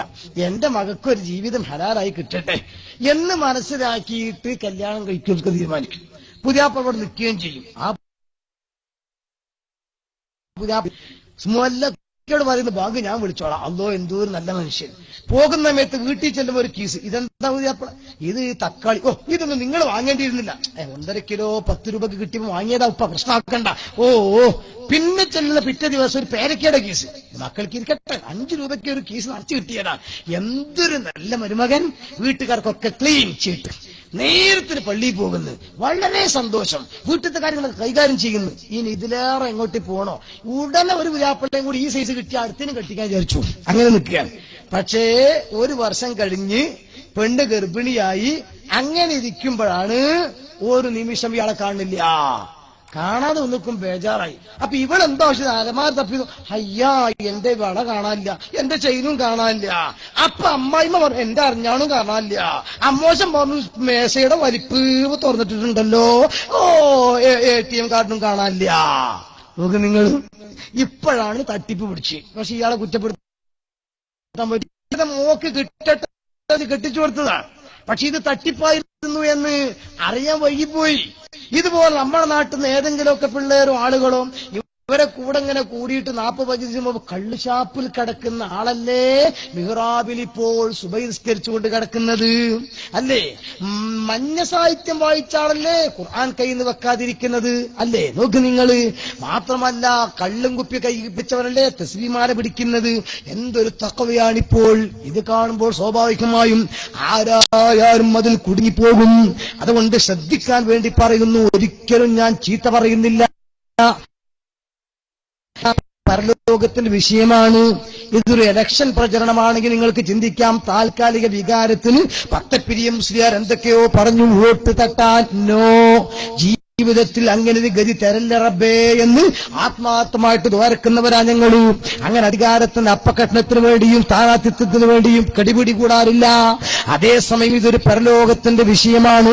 അറിയാതെ കുടുങ്ങിപ്പോയ ആളുകൾക്ക് ബോധ്യപ്പെടുത്തി കൊടുക്കാൻ ഞങ്ങളെ കടമയാണ്. അതുകൊണ്ട് തന്നെ ഞാൻ പറയുന്നു, നിങ്ങളെ ധാരണയിൽ നന്നായി എന്നാകാം, എന്നാൽ കേട്ടോളൂ വ്യക്തമായി. ഈ തബ്ലീഗ് ജമാഅത്തിന്റെ നേതാവിനോടൊരു ചോദ്യം. എന്താ ചോദ്യം? ഈ റസൂലുള്ളാഹി തങ്ങളുടെ പേരിൽ മൗലിദ് കഴിക്കൽ പുണ്യകരമാണോ അല്ലയോ? ഒരു ചോദ്യം. ഈ ചോദ്യത്തിന് മറുപടി കൊടുക്കേണ്ടത് ഒന്നുകിൽ പുണ്യകരം ആണ്, അല്ലെങ്കിൽ തെറ്റാണ്. ഇത് രണ്ടു മറുപടിയും കൊള്ളാം. പക്ഷെ പുണ്യകരമാണ് എന്ന് പറഞ്ഞാൽ പിന്നെ അതോടുകൂടെ തബ്ലീഗ് ജമാഅത്ത് എന്ന് പറയുന്ന പാർട്ടി ഉണ്ടാക്കിയതിന്റെ ഫലം നഷ്ടപ്പെട്ടു പോകും. കാരണം തബ്ലീഗ് ഉണ്ടാക്കിയത് പതിയെ പതിയെ പതിയെ വഹാബിസത്തിന്റെ ആശയത്തിലേക്കോ ഒന്നുമല്ലാത്ത ഒരു പുതിയ ആശയത്തിലേക്കോ കൊണ്ടുപോകാൻ വേണ്ടിയാണ് ഇങ്ങനെ ഉണ്ടാക്കിയിട്ടുള്ളത്. അപ്പൊ മൗലിദ് ഓതാൻ പറ്റുണ്ടാവൂല. മൗലിദ് ശിർക്കാണ്, അത് തെറ്റാണ് എന്ന് പറഞ്ഞാൽ അപ്പം വഹാബികൾ നിങ്ങൾ തമ്മിൽ എന്താ മാറ്റോ, ജമാഅത്ത് ഇസ്ലാമി നിങ്ങൾ തമ്മിൽ എന്താ മാറ്റോ എന്ന് ചോദിക്കും. ഇത് സത്യത്തിൽ വലിയ മാറ്റമൊന്നുമില്ല. ഞാൻ സാധാരണ പറയലുണ്ട്, ഞങ്ങളെയൊക്കെ ഭാഗത്ത് ഈ കാലത്ത് നാസ്തക്ക് പുട്ട് എന്ന് പറഞ്ഞ സാധനം ഉണ്ടാക്കും. ഇവിടെ ഉണ്ടാവും എനിക്ക് തോന്നുന്നത്. ആ പുട്ടിലേക്ക് കറിയായി ചെറുപയർ കൊണ്ട് കറി വെക്കും, ഇത്തിരി ലൂസാക്കിയിട്ട്. പക്ഷെ പുട്ടിനൊരു സ്വഭാവമുണ്ട്. ഒരു 11 ആയി കഴിഞ്ഞാൽ പിന്നെ പുട്ട് പിന്നെ ചെലവാകൂല, അതിന് ഗ്യാരണ്ടി തോന്നുന്നു. അത് തുടങ്ങിയിട്ട് പിന്നെ അവിടെ കടക്കും. പക്ഷെ കഴിവുള്ള പണ്ടാരിയാണെങ്കിൽ ചെറുപയർ വെറുതെ കടയൂല. അതൊന്ന് വറവിട്ട് ഒന്ന് ആറ്റി കുറുക്കിയിട്ട് ചോറ് ഊണിന്റെ കൂടെ ഒക്കതായ സുന്നത്താണല്ലോ ഉപ്പേരി, അങ്ങനെ ഉപ്പേരിയാക്കിയിട്ട് മാറ്റും. എന്നാൽ ഈ ഊണിന്റെ ചെലവ് ഒരു 3 മണി കഴിഞ്ഞാൽ പിന്നെ ഹോട്ടലിൽ ഊൺ തീർന്നു, അങ്ങനെയാണ്. അത് കഴിഞ്ഞാൽ പിന്നെ ഊണിന് സമസ്ത അംഗീകാരം പിൻവലിക്കും. പിന്നെ അവിടുന്ന് അങ്ങോട്ട് വേറെ കാടി. ആ സമയത്ത് ഇതേ ചെറുപയർ എടുത്ത് തേങ്ങ ചുരണ്ടി ശർക്കര മിക്സാക്കി അരിപ്പടിയും കൂട്ടി ഏകദേശം ഉരുള മോഡലാക്കിയിട്ട് ഒരു നല്ല ജുബ്ബ അങ്ങോട്ട് ഇട്ട് കൊടുക്കും. ഒരു തബ്ലീഗിന്റെ അല്ല, ഒരു മൈദപ്പൊടിയുടെ ജുബ്ബ. ഈ മൈദപ്പൊടി ജുബ്ബ അങ്ങോട്ട് ഇട്ടാൽ പേര് സുഗീൻ. ആഹാ, നോക്ക് നിങ്ങള്. എന്നും കൂടെ ചെറുപ്പം മഴക്കാലായി തണുത്തു പോയാൽ ഒരു 6 മണി കഴിഞ്ഞാൽ ആ ജുബ്ബ അങ്ങോട്ട് അടിച്ചിട്ട് പാരലേശം ഒഴിച്ച് പിന്നെ ലൂസാക്കിയിട്ട് പായസം. ഇത് രാവിലെ പുട്ടിലെ പയറാണ്, വൈകുന്നേരം പായസമായി മാറിയത്. പക്ഷെ വിവിധ പേരുകൾ സ്വീകരിച്ച് രൂപം പ്രാപിച്ച് വരുന്നത് കൊണ്ട് ഒരേ കഴിച്ച ആളാണ് ഈ 4 കഴിക്കുന്നത്. അയാൾക്ക് അറിഞ്ഞുകൂടാ സാധു ഇത് രാവിലത്തെ ചെറുപയറാണെന്ന് അറിയില്ല. അറിയാതെ മോഡൽ മാറി വന്നവ കഴിച്ചു വേണ്ട. ഇതേ രീതിയിൽ സംഭവത്തിൽ മുജാഹിദ്, ജമാഅത്ത്, തബ്ലീഗ് എന്നൊക്കെ പറഞ്ഞാൽ ചെറുപയറാണൊക്കെ. പക്ഷേ രൂപത്തിൽ എരിവും പുളിയും ചുഴയും മാറ്റവും ലൂസും ടൈറ്റും ഇങ്ങനെയുള്ളൊരു മാറ്റം എന്ന് മാത്രമുള്ളത്. അതറിയാത്തത് കൊണ്ടാണ് പലരും അവരെ കൂടെ കൂടുന്നത്. അതുകൊണ്ടാണ് ഞാൻ ഇത് വായിക്കുന്നത്. ചോദ്യം: തബ്ലീഗ് ജമാഅത്ത് വലിയ ശൈഖായി പരിചയപ്പെടുത്തുന്ന റഷീദ് അഹമ്മദ് ഗംഗോഹിയുടെ കിതാബിൽ ഒരു ചോദ്യം: ഇൻഇഖാദെ മജ്ലിസെ മീലാദ് ബിദൂന ഖിയാം റിവായത്തെ സ്വഹീഹ് ദുരുസ്ത് ഹേ യാ നഹി. ഇത് പണ്ടാണെങ്കിൽ ഞാൻ ഉറുദു അർത്ഥം വെച്ചേണ്ടി വരുമായിരുന്നു. ഇപ്പൊ ഈ ബംഗാളികളും കൊൽക്കത്തക്കാരൊക്കെ സുലഭമായിട്ട് കേരളത്തിലേക്ക് ഇറങ്ങിയതുകൊണ്ട് ഫർണിച്ചർ മുതലാളിമാർ ഓട്ടോറിക്ഷ ഡ്രൈവർമാരടക്കം കുല്ലാനെയ്യ് ചുട്ടാനെയ്യ് എന്നൊക്കെ ചൂടാവിടെ കാണാം. അവിടെ അത്യാവശ്യമൊക്കെ എല്ലാവർക്കും ഉറുദു അറിയും. അപ്പൊ ഞാൻ വെക്കുന്ന അർത്ഥം തെറ്റുണ്ടെങ്കിൽ തിരിച്ചു പറയാം. ഏതായിരുന്നാലും ഇത് പറഞ്ഞതിന്റെ അർത്ഥം ഇന്നിക്കാതെ മജ്ലിസെ മീലാദ് റസൂലുള്ളാഹി തങ്ങളുടെ മൗലിദ് ഓതുന്ന സദസ്സ് സംഘടിപ്പിക്കൽ ബിദൂന ഖിയാം. നമ്മൾ സാധാരണ മങ്കൂസ് മൗലിദ് ചൊല്ലിക്കഴിഞ്ഞാൽ അശറഖ ചൊല്ലുമ്പോ യാ നബി സലാം അലൈക്കും എന്ന് പറയുമ്പോൾ എഴുന്നേറ്റ് നിൽക്കാറുണ്ട്. അത് റസൂലുള്ളാഹിനോടൊരു ബഹുമാന സൂചകമായി എഴുന്നേറ്റ് നിൽക്കാൻ. ഇതില്ല. അത് ശിർക്കാണെങ്കിൽ അത് മാറ്റിവെക്കാം. അതുപോലെ റിവായത്തെ സ്വഹീഹ് എവിടെ നിന്നോ കിട്ടിയ ഏതെങ്കിലും മോഡലുകൾ മാത്രം രചിച്ചൊരു മൗലിദല്ല, സ്വഹീഹാ റിപ്പോർട്ട് കൊണ്ടുണ്ടാക്കിയ മൗലിദാണ്. ഇത് ചെല്ലൽ ദുരുസ്ത് ഹേയാണ്, ഈ ശരിയോ തെറ്റോ എന്ന ചോദ്യം. അപ്പൊ തബ്ലീഗ് ജമാഅത്ത് നേതാവിനോട് ചോദിച്ചപ്പോൾ മറുപടി കേട്ടോളൂ, ഇൻകാതെ മജ്ലിസെ മൗലൂദ് ഹർ ഹാൽ നാ ജായിസ് ഹേ. എല്ലാവർക്കും തിരിഞ്ഞില്ലേ? ഇപ്പൊ മലയാളം അസ്സലാമു അലൈക്കും മലയാളത്തിലായതുകൊണ്ട് തിരിഞ്ഞു പറഞ്ഞ മാതിരി ഇത് എല്ലാവർക്കും ശൈലി കൊണ്ട് തിരിയും. ഇന്നിക്കാതെ മജ്ലിസെ മൗലൂദ് ഹർ ഹാൽ നാ ജായിസ് ഹേ. ഒരു നിലക്കും മൗലിദോദൽ അനുവദനീയം അല്ല. ഇത് പച്ചയിൽ തുറന്ന ഭാഷയിൽ തന്നെ എഴുതുക. ഇതല്ലേ വഹാബിയുടെ വാദം? ഇതല്ലേ ജമാഅത്ത് ഇസ്ലാമിയുടെ വാദം? ഇതാണ് സത്യത്തിൽ അടിസ്ഥാനപരമായി തബ്ലീഗ് ജമാഅത്തിന്റെ വാദം. ഇത് പക്ഷേ ഇവിടെ പോകുന്ന 12 ദിവസത്തെ 40 ദിവസത്തെ ജമാഅത്ത് തുടക്കത്തിൽ അറിയൂല. ഏതുപോലെ ഏജോറായി പെണ്ണിനെ കെട്ടിയ പുതിയാപ്പളുടെ തട്ടിപ്പ് തുടക്കത്തിൽ തിരിയാത്തതുപോലെ ഒരു കൊല്ലം കഴിഞ്ഞിട്ടല്ലേ ബോധ്യപ്പെട്ടത്. ഇതുപോലെ ഇപ്പോൾ തബ്ലീഗിന്റെ ബോധ്യപ്പെട്ടു. അത് ക്ലിപ്പുകൾ സഹിതം വെക്കേണ്ടതാണ്. തുറന്നവർ പറയാൻ തുടങ്ങിയിട്ടുണ്ടെന്ന് മാത്രമല്ല, തൊടുപുഴയിലെ ജുമുഅത്ത് പള്ളി ഞാൻ കൊല്ലങ്ങൾക്ക് മുമ്പ് ഈ പരിസരത്ത് എവിടെയോ പ്രസംഗിക്കാൻ വന്നപ്പോ ഞാൻ ആ ജുമുഅത്ത് പള്ളിയെ പറ്റി പരാമർശിച്ചിരുന്നു. അത് കഴിഞ്ഞു പോയി ഭക്ഷണം കഴിക്കുന്ന വീട്ടില് അന്ന് ചെന്നപ്പോൾ ഒരിക്ക ഓടി വന്നിട്ട് കൊണ്ടുവന്നൊരു സോനീറുണ്ട്. അതിന്റെ പേജാണിത്. മൂസ മൗലാന സ്മരണിക 2003. മൂസ മൗലാന എന്ന വ്യക്തിയാണ് തബ്ലീഗ് ജമാഅത്ത് കേരളത്തിൽ കൊണ്ടുവന്നത് എന്നും അയാൾ മരിച്ചു എന്നൊക്കെ പറഞ്ഞപ്പോൾ അയാൾ സ്മരണിക കൊണ്ടുതന്നതാണ്. അയാൾ മരിച്ച റിപ്പോർട്ട് മലയാള മനോരമ 2002 നവംബർ 15 വെള്ളിയാഴ്ചയിലെ മനോരമയാണ്. ഈ മനോരമയിൽ കാഞ്ഞാർ മൂസ മൗലാനയുടെ ഫോട്ടോ സഹിതം കൊടുത്തിട്ട് പറഞ്ഞിരിക്കുന്നു, കാഞ്ഞാർ മുഹമ്മദ് മൂസ മൗലാനക്ക് കണ്ണീരോടെ വിട. ആലുവ അന്തരിച്ച തബ്ലീഗ് ജമാഅത്ത് കേരള അമീർ കാഞ്ഞാർ മുഹമ്മദ് മൂസ മൗലാനയുടെ മൃതദേഹം എടത്തല ജംഇയ്യത്തുൽ കൗസരിയ കോമ്പൗണ്ടിൽ കബറടക്കം നടത്തി. തബ്ലീഗ് ജമാഅത്തിന്റെ പ്രവർത്തനം കേരളത്തിൽ ആരംഭിച്ചത് മൂസ മൗലാനയുടെ നേതൃത്വത്തിലായിരുന്നു. അവ മൂസ മൗലാന എന്ന ആള് വരുന്നതിന്റെ മുമ്പ് കേരളത്തിൽ തബ്ലീഗ് ജമാഅത്ത് എന്ന് പറയുന്ന ഒരു പ്രസ്ഥാനം ഇല്ലേ ഇല്ല. ഇനി അദ്ദേഹത്തിന്റെ സ്മരണിക തന്നെ അവിടെ കാണും. അപ്പുറത്ത് വെള്ള കിതാബിന്റെ അടിയിൽ അതിന്റെ അടിയിൽ അതിൽ വ്യക്തമായി തന്നെ പറയുന്നു, ഇത് അദ്ദേഹത്തിന് മറ്റു സ്മരണികയാണ്. കാഞ്ഞാർ മൂസ മൗലാന ജീവിതവും ദൗത്യവും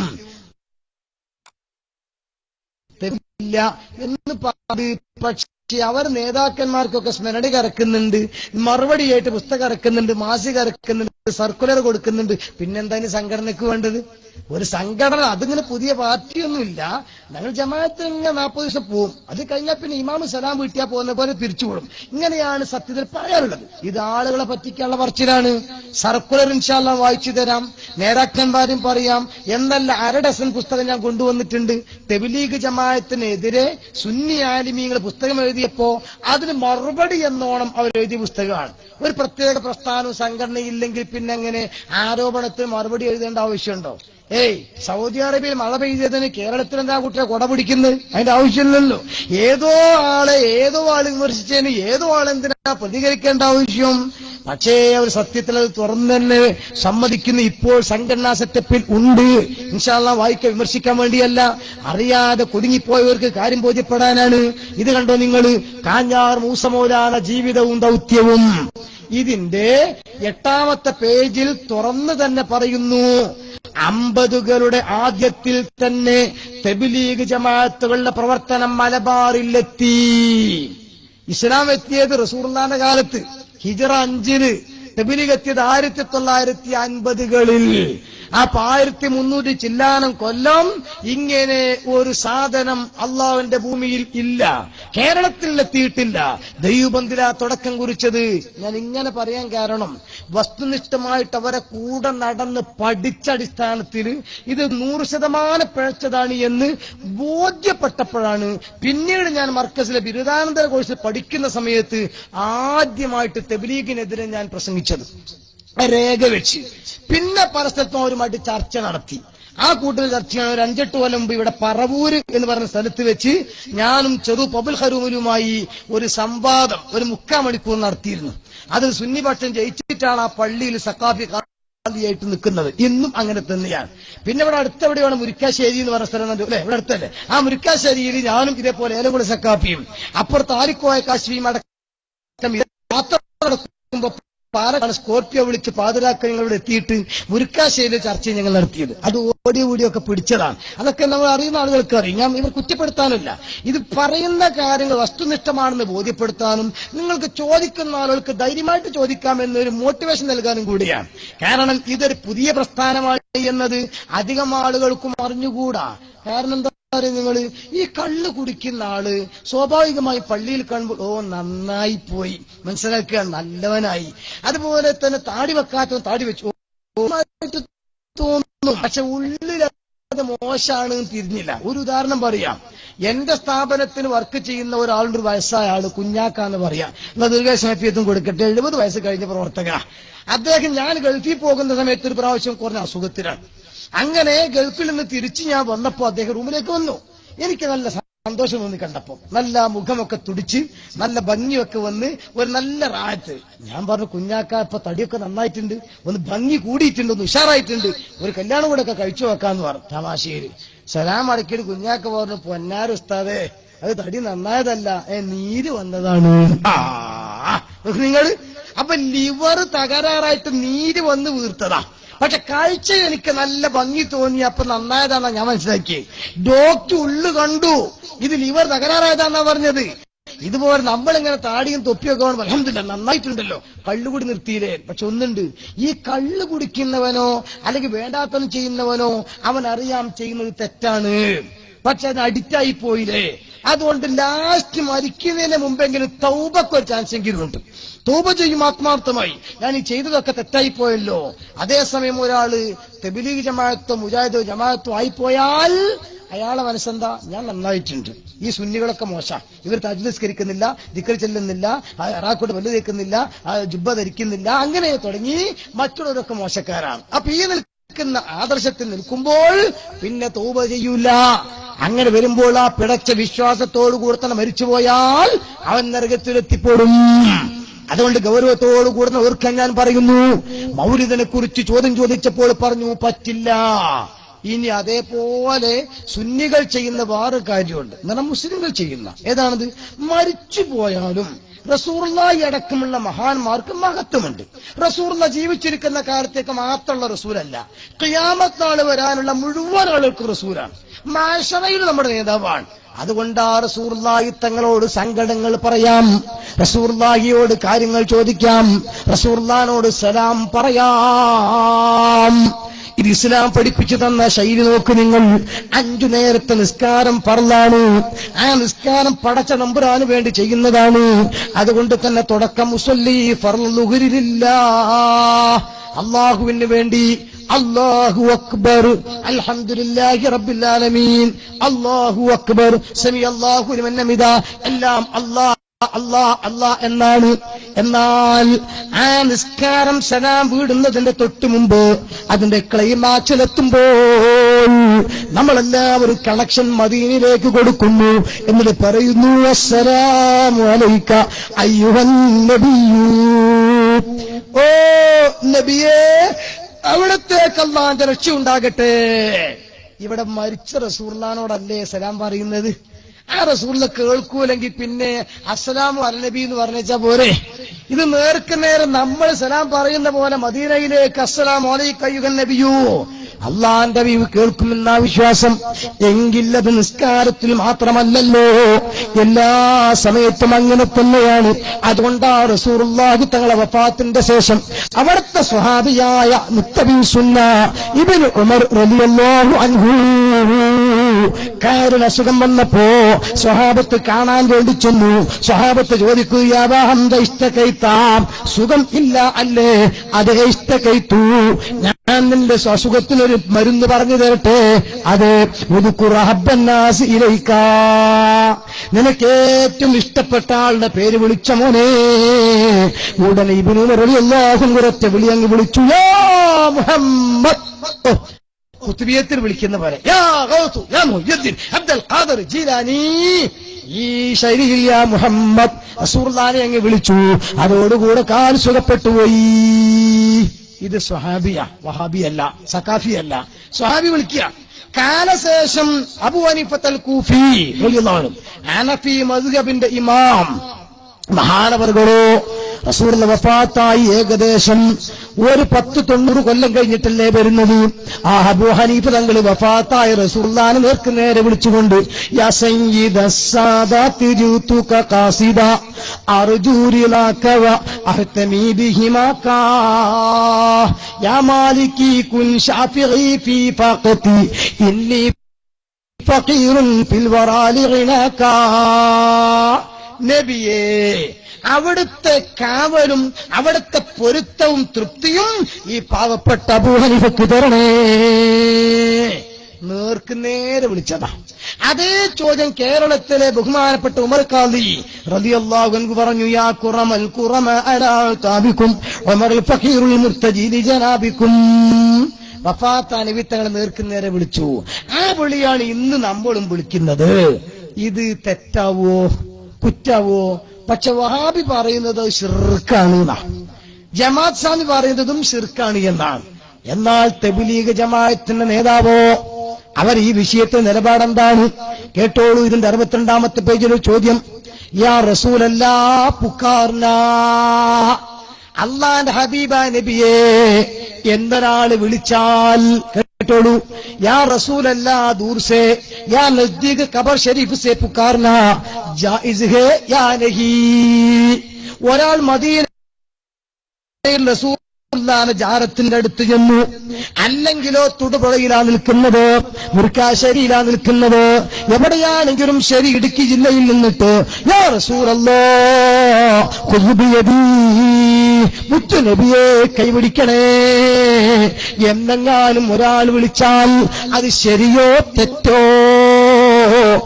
തബ്ലീഗ് ജമാഅത്ത് എന്തെന്നറിയാതെ, ഉള്ളിൽ കിടക്കുന്ന ദോഷമറിയാതെ, വഞ്ചന ബോധ്യപ്പെടാതെ, നല്ല വേഷവിധാനങ്ങളും പ്രവർത്തനക്ഷമതയും കൊണ്ട് അവരെ കൂടെ പോയി കുടുങ്ങിയ എന്റെ സഹോദരങ്ങളുണ്ടോ? നെഞ്ചത്ത് കൈവച്ചെന്ന് ആലോചിച്ചു നോക്കിക്കോ. ഈ ഉള്ളവൻ ഇവിടെ മാത്രമല്ല, ഒരുപാട് സ്ഥലത്ത് പ്രസംഗിച്ചിട്ടുണ്ട്, ചർച്ച ചെയ്തിട്ടുണ്ട്, ഇതുവരെ നിഷേധിച്ചിട്ടില്ല. മറുപടി കേട്ടോളൂ നിങ്ങൾ. अंबिया अलैहिस्सलातु वस्सलाम को इल्मे गैब नहीं तो या रसूल अल्लाह कहना भी ना जायज होगा. അംബിയ മുർസലീങ്ങൾക്ക്, നബിമാർക്ക് മറഞ്ഞ കാര്യം അറിയാനുള്ള കഴിവ് ഇല്ല എന്ന് വെക്കുമ്പോൾ അത് മറ്റൊരു വശമാണ്. കുപ്പിക്കകത്തുള്ള വസ്തുവിനെ പോലെ കാൺമാകാൻ നിങ്ങളുടെ കൽബാകാമെന്നോര് മഹാന്മാരാകുന്ന ഔലിയാക്കൾക്ക് അങ്ങനെ കഴിയുമെന്നാണ് നമ്മുടെ വിശ്വാസം. ഇവിടെ റസൂലുള്ളാഹിനെ കുറിച്ചടക്കം പറയുന്നു അങ്ങനത്തെ കഴിവ് അവർക്കില്ല, എങ്കിൽ വിളിക്കാനും കൊള്ളില്ല എന്നിട്ട് പറയുന്നു. അഗർ അഖീദാ കർക്കെ കഹേ, ഇങ്ങനെ ഒരു വിശ്വാസം വെച്ചുകൊണ്ട് പറഞ്ഞാലൊക്കെ എന്തൊന്ന് ഓ ദൂർ സേ സുൻതേ ഹേ ബസബബ് ഇൽമെ ഗൈബ്, ഇൽമുൽ ഗൈബ് കാരണമായി ദൂരെ നിന്ന് വിളിച്ചാലും നബി തങ്ങൾ കേൾക്കുമെന്ന് വിശ്വസിച്ചുകൊണ്ട് ഒരാൾ വിളിച്ചാൽ തോ ഖുദ് കുഫ്ർ ഹേ, അത് തനിച്ച കുഫറാകുന്നു. നഊദു ബില്ലാഹ്. അപ്പോൾ മുരിക്കാശ്ശേരിയിൽ നിന്ന്, ഇടുക്കിയിൽ നിന്ന്, നമ്മുടെ നീകളും എവിടെയെങ്കിലും വെച്ചിട്ട് അല്ലാഹുവിന്റെ റസൂൽ കാണും കേൾക്കുമെന്ന വിശ്വാസത്തോടെ എന്റെ പ്രിയപ്പെട്ട സഹോദരാ ബഗ്ദാദിലെ മൊയ്തീൻ ശൈഖ് അവിടെ കിടക്കട്ടെ, മലപ്പുറത്തെ മമ്പത്തപ്പാപ്പ അവിടെ കിടക്കട്ടെ, മടവൂര ശൈഖ് അവിടെ നിൽക്കട്ടെ, അജ്മീർ ഹാജ് അവിടെ നിൽക്കട്ടെ, ഇബ്രാഹിം ബാത്തിഷാത്ത് നിൽക്കട്ടെ, മുഴുവൻ അമ്പിയാക്കളെ തലവൻ ഔലിയാക്കൾ ലീഡർ മുഹമ്മദുൻ സയ്യിദുൽ കൗനൈനി വഫഖറൈനി വൽ ഫരീഖൈനി മിൻ ഉർബിൻ വമിൻ നജമീ, ലോകത്തുള്ള സകലമാന നേതാക്കളെ നേതാവ് അഷ്റഫുൽ ഖൽഖ് ത്വാഹ റസൂലുള്ളാഹ് അവിടത്തെ കടക്കുമ്പോ വിളിച്ചില്ലേ ഇബ്നുമറേ, അവിടത്തെ വിളിച്ചില്ലേ അബൂ ഹനീഫത്തുൽ കൂഫി, അവിടത്തേക്ക് വിളിച്ചില്ലേ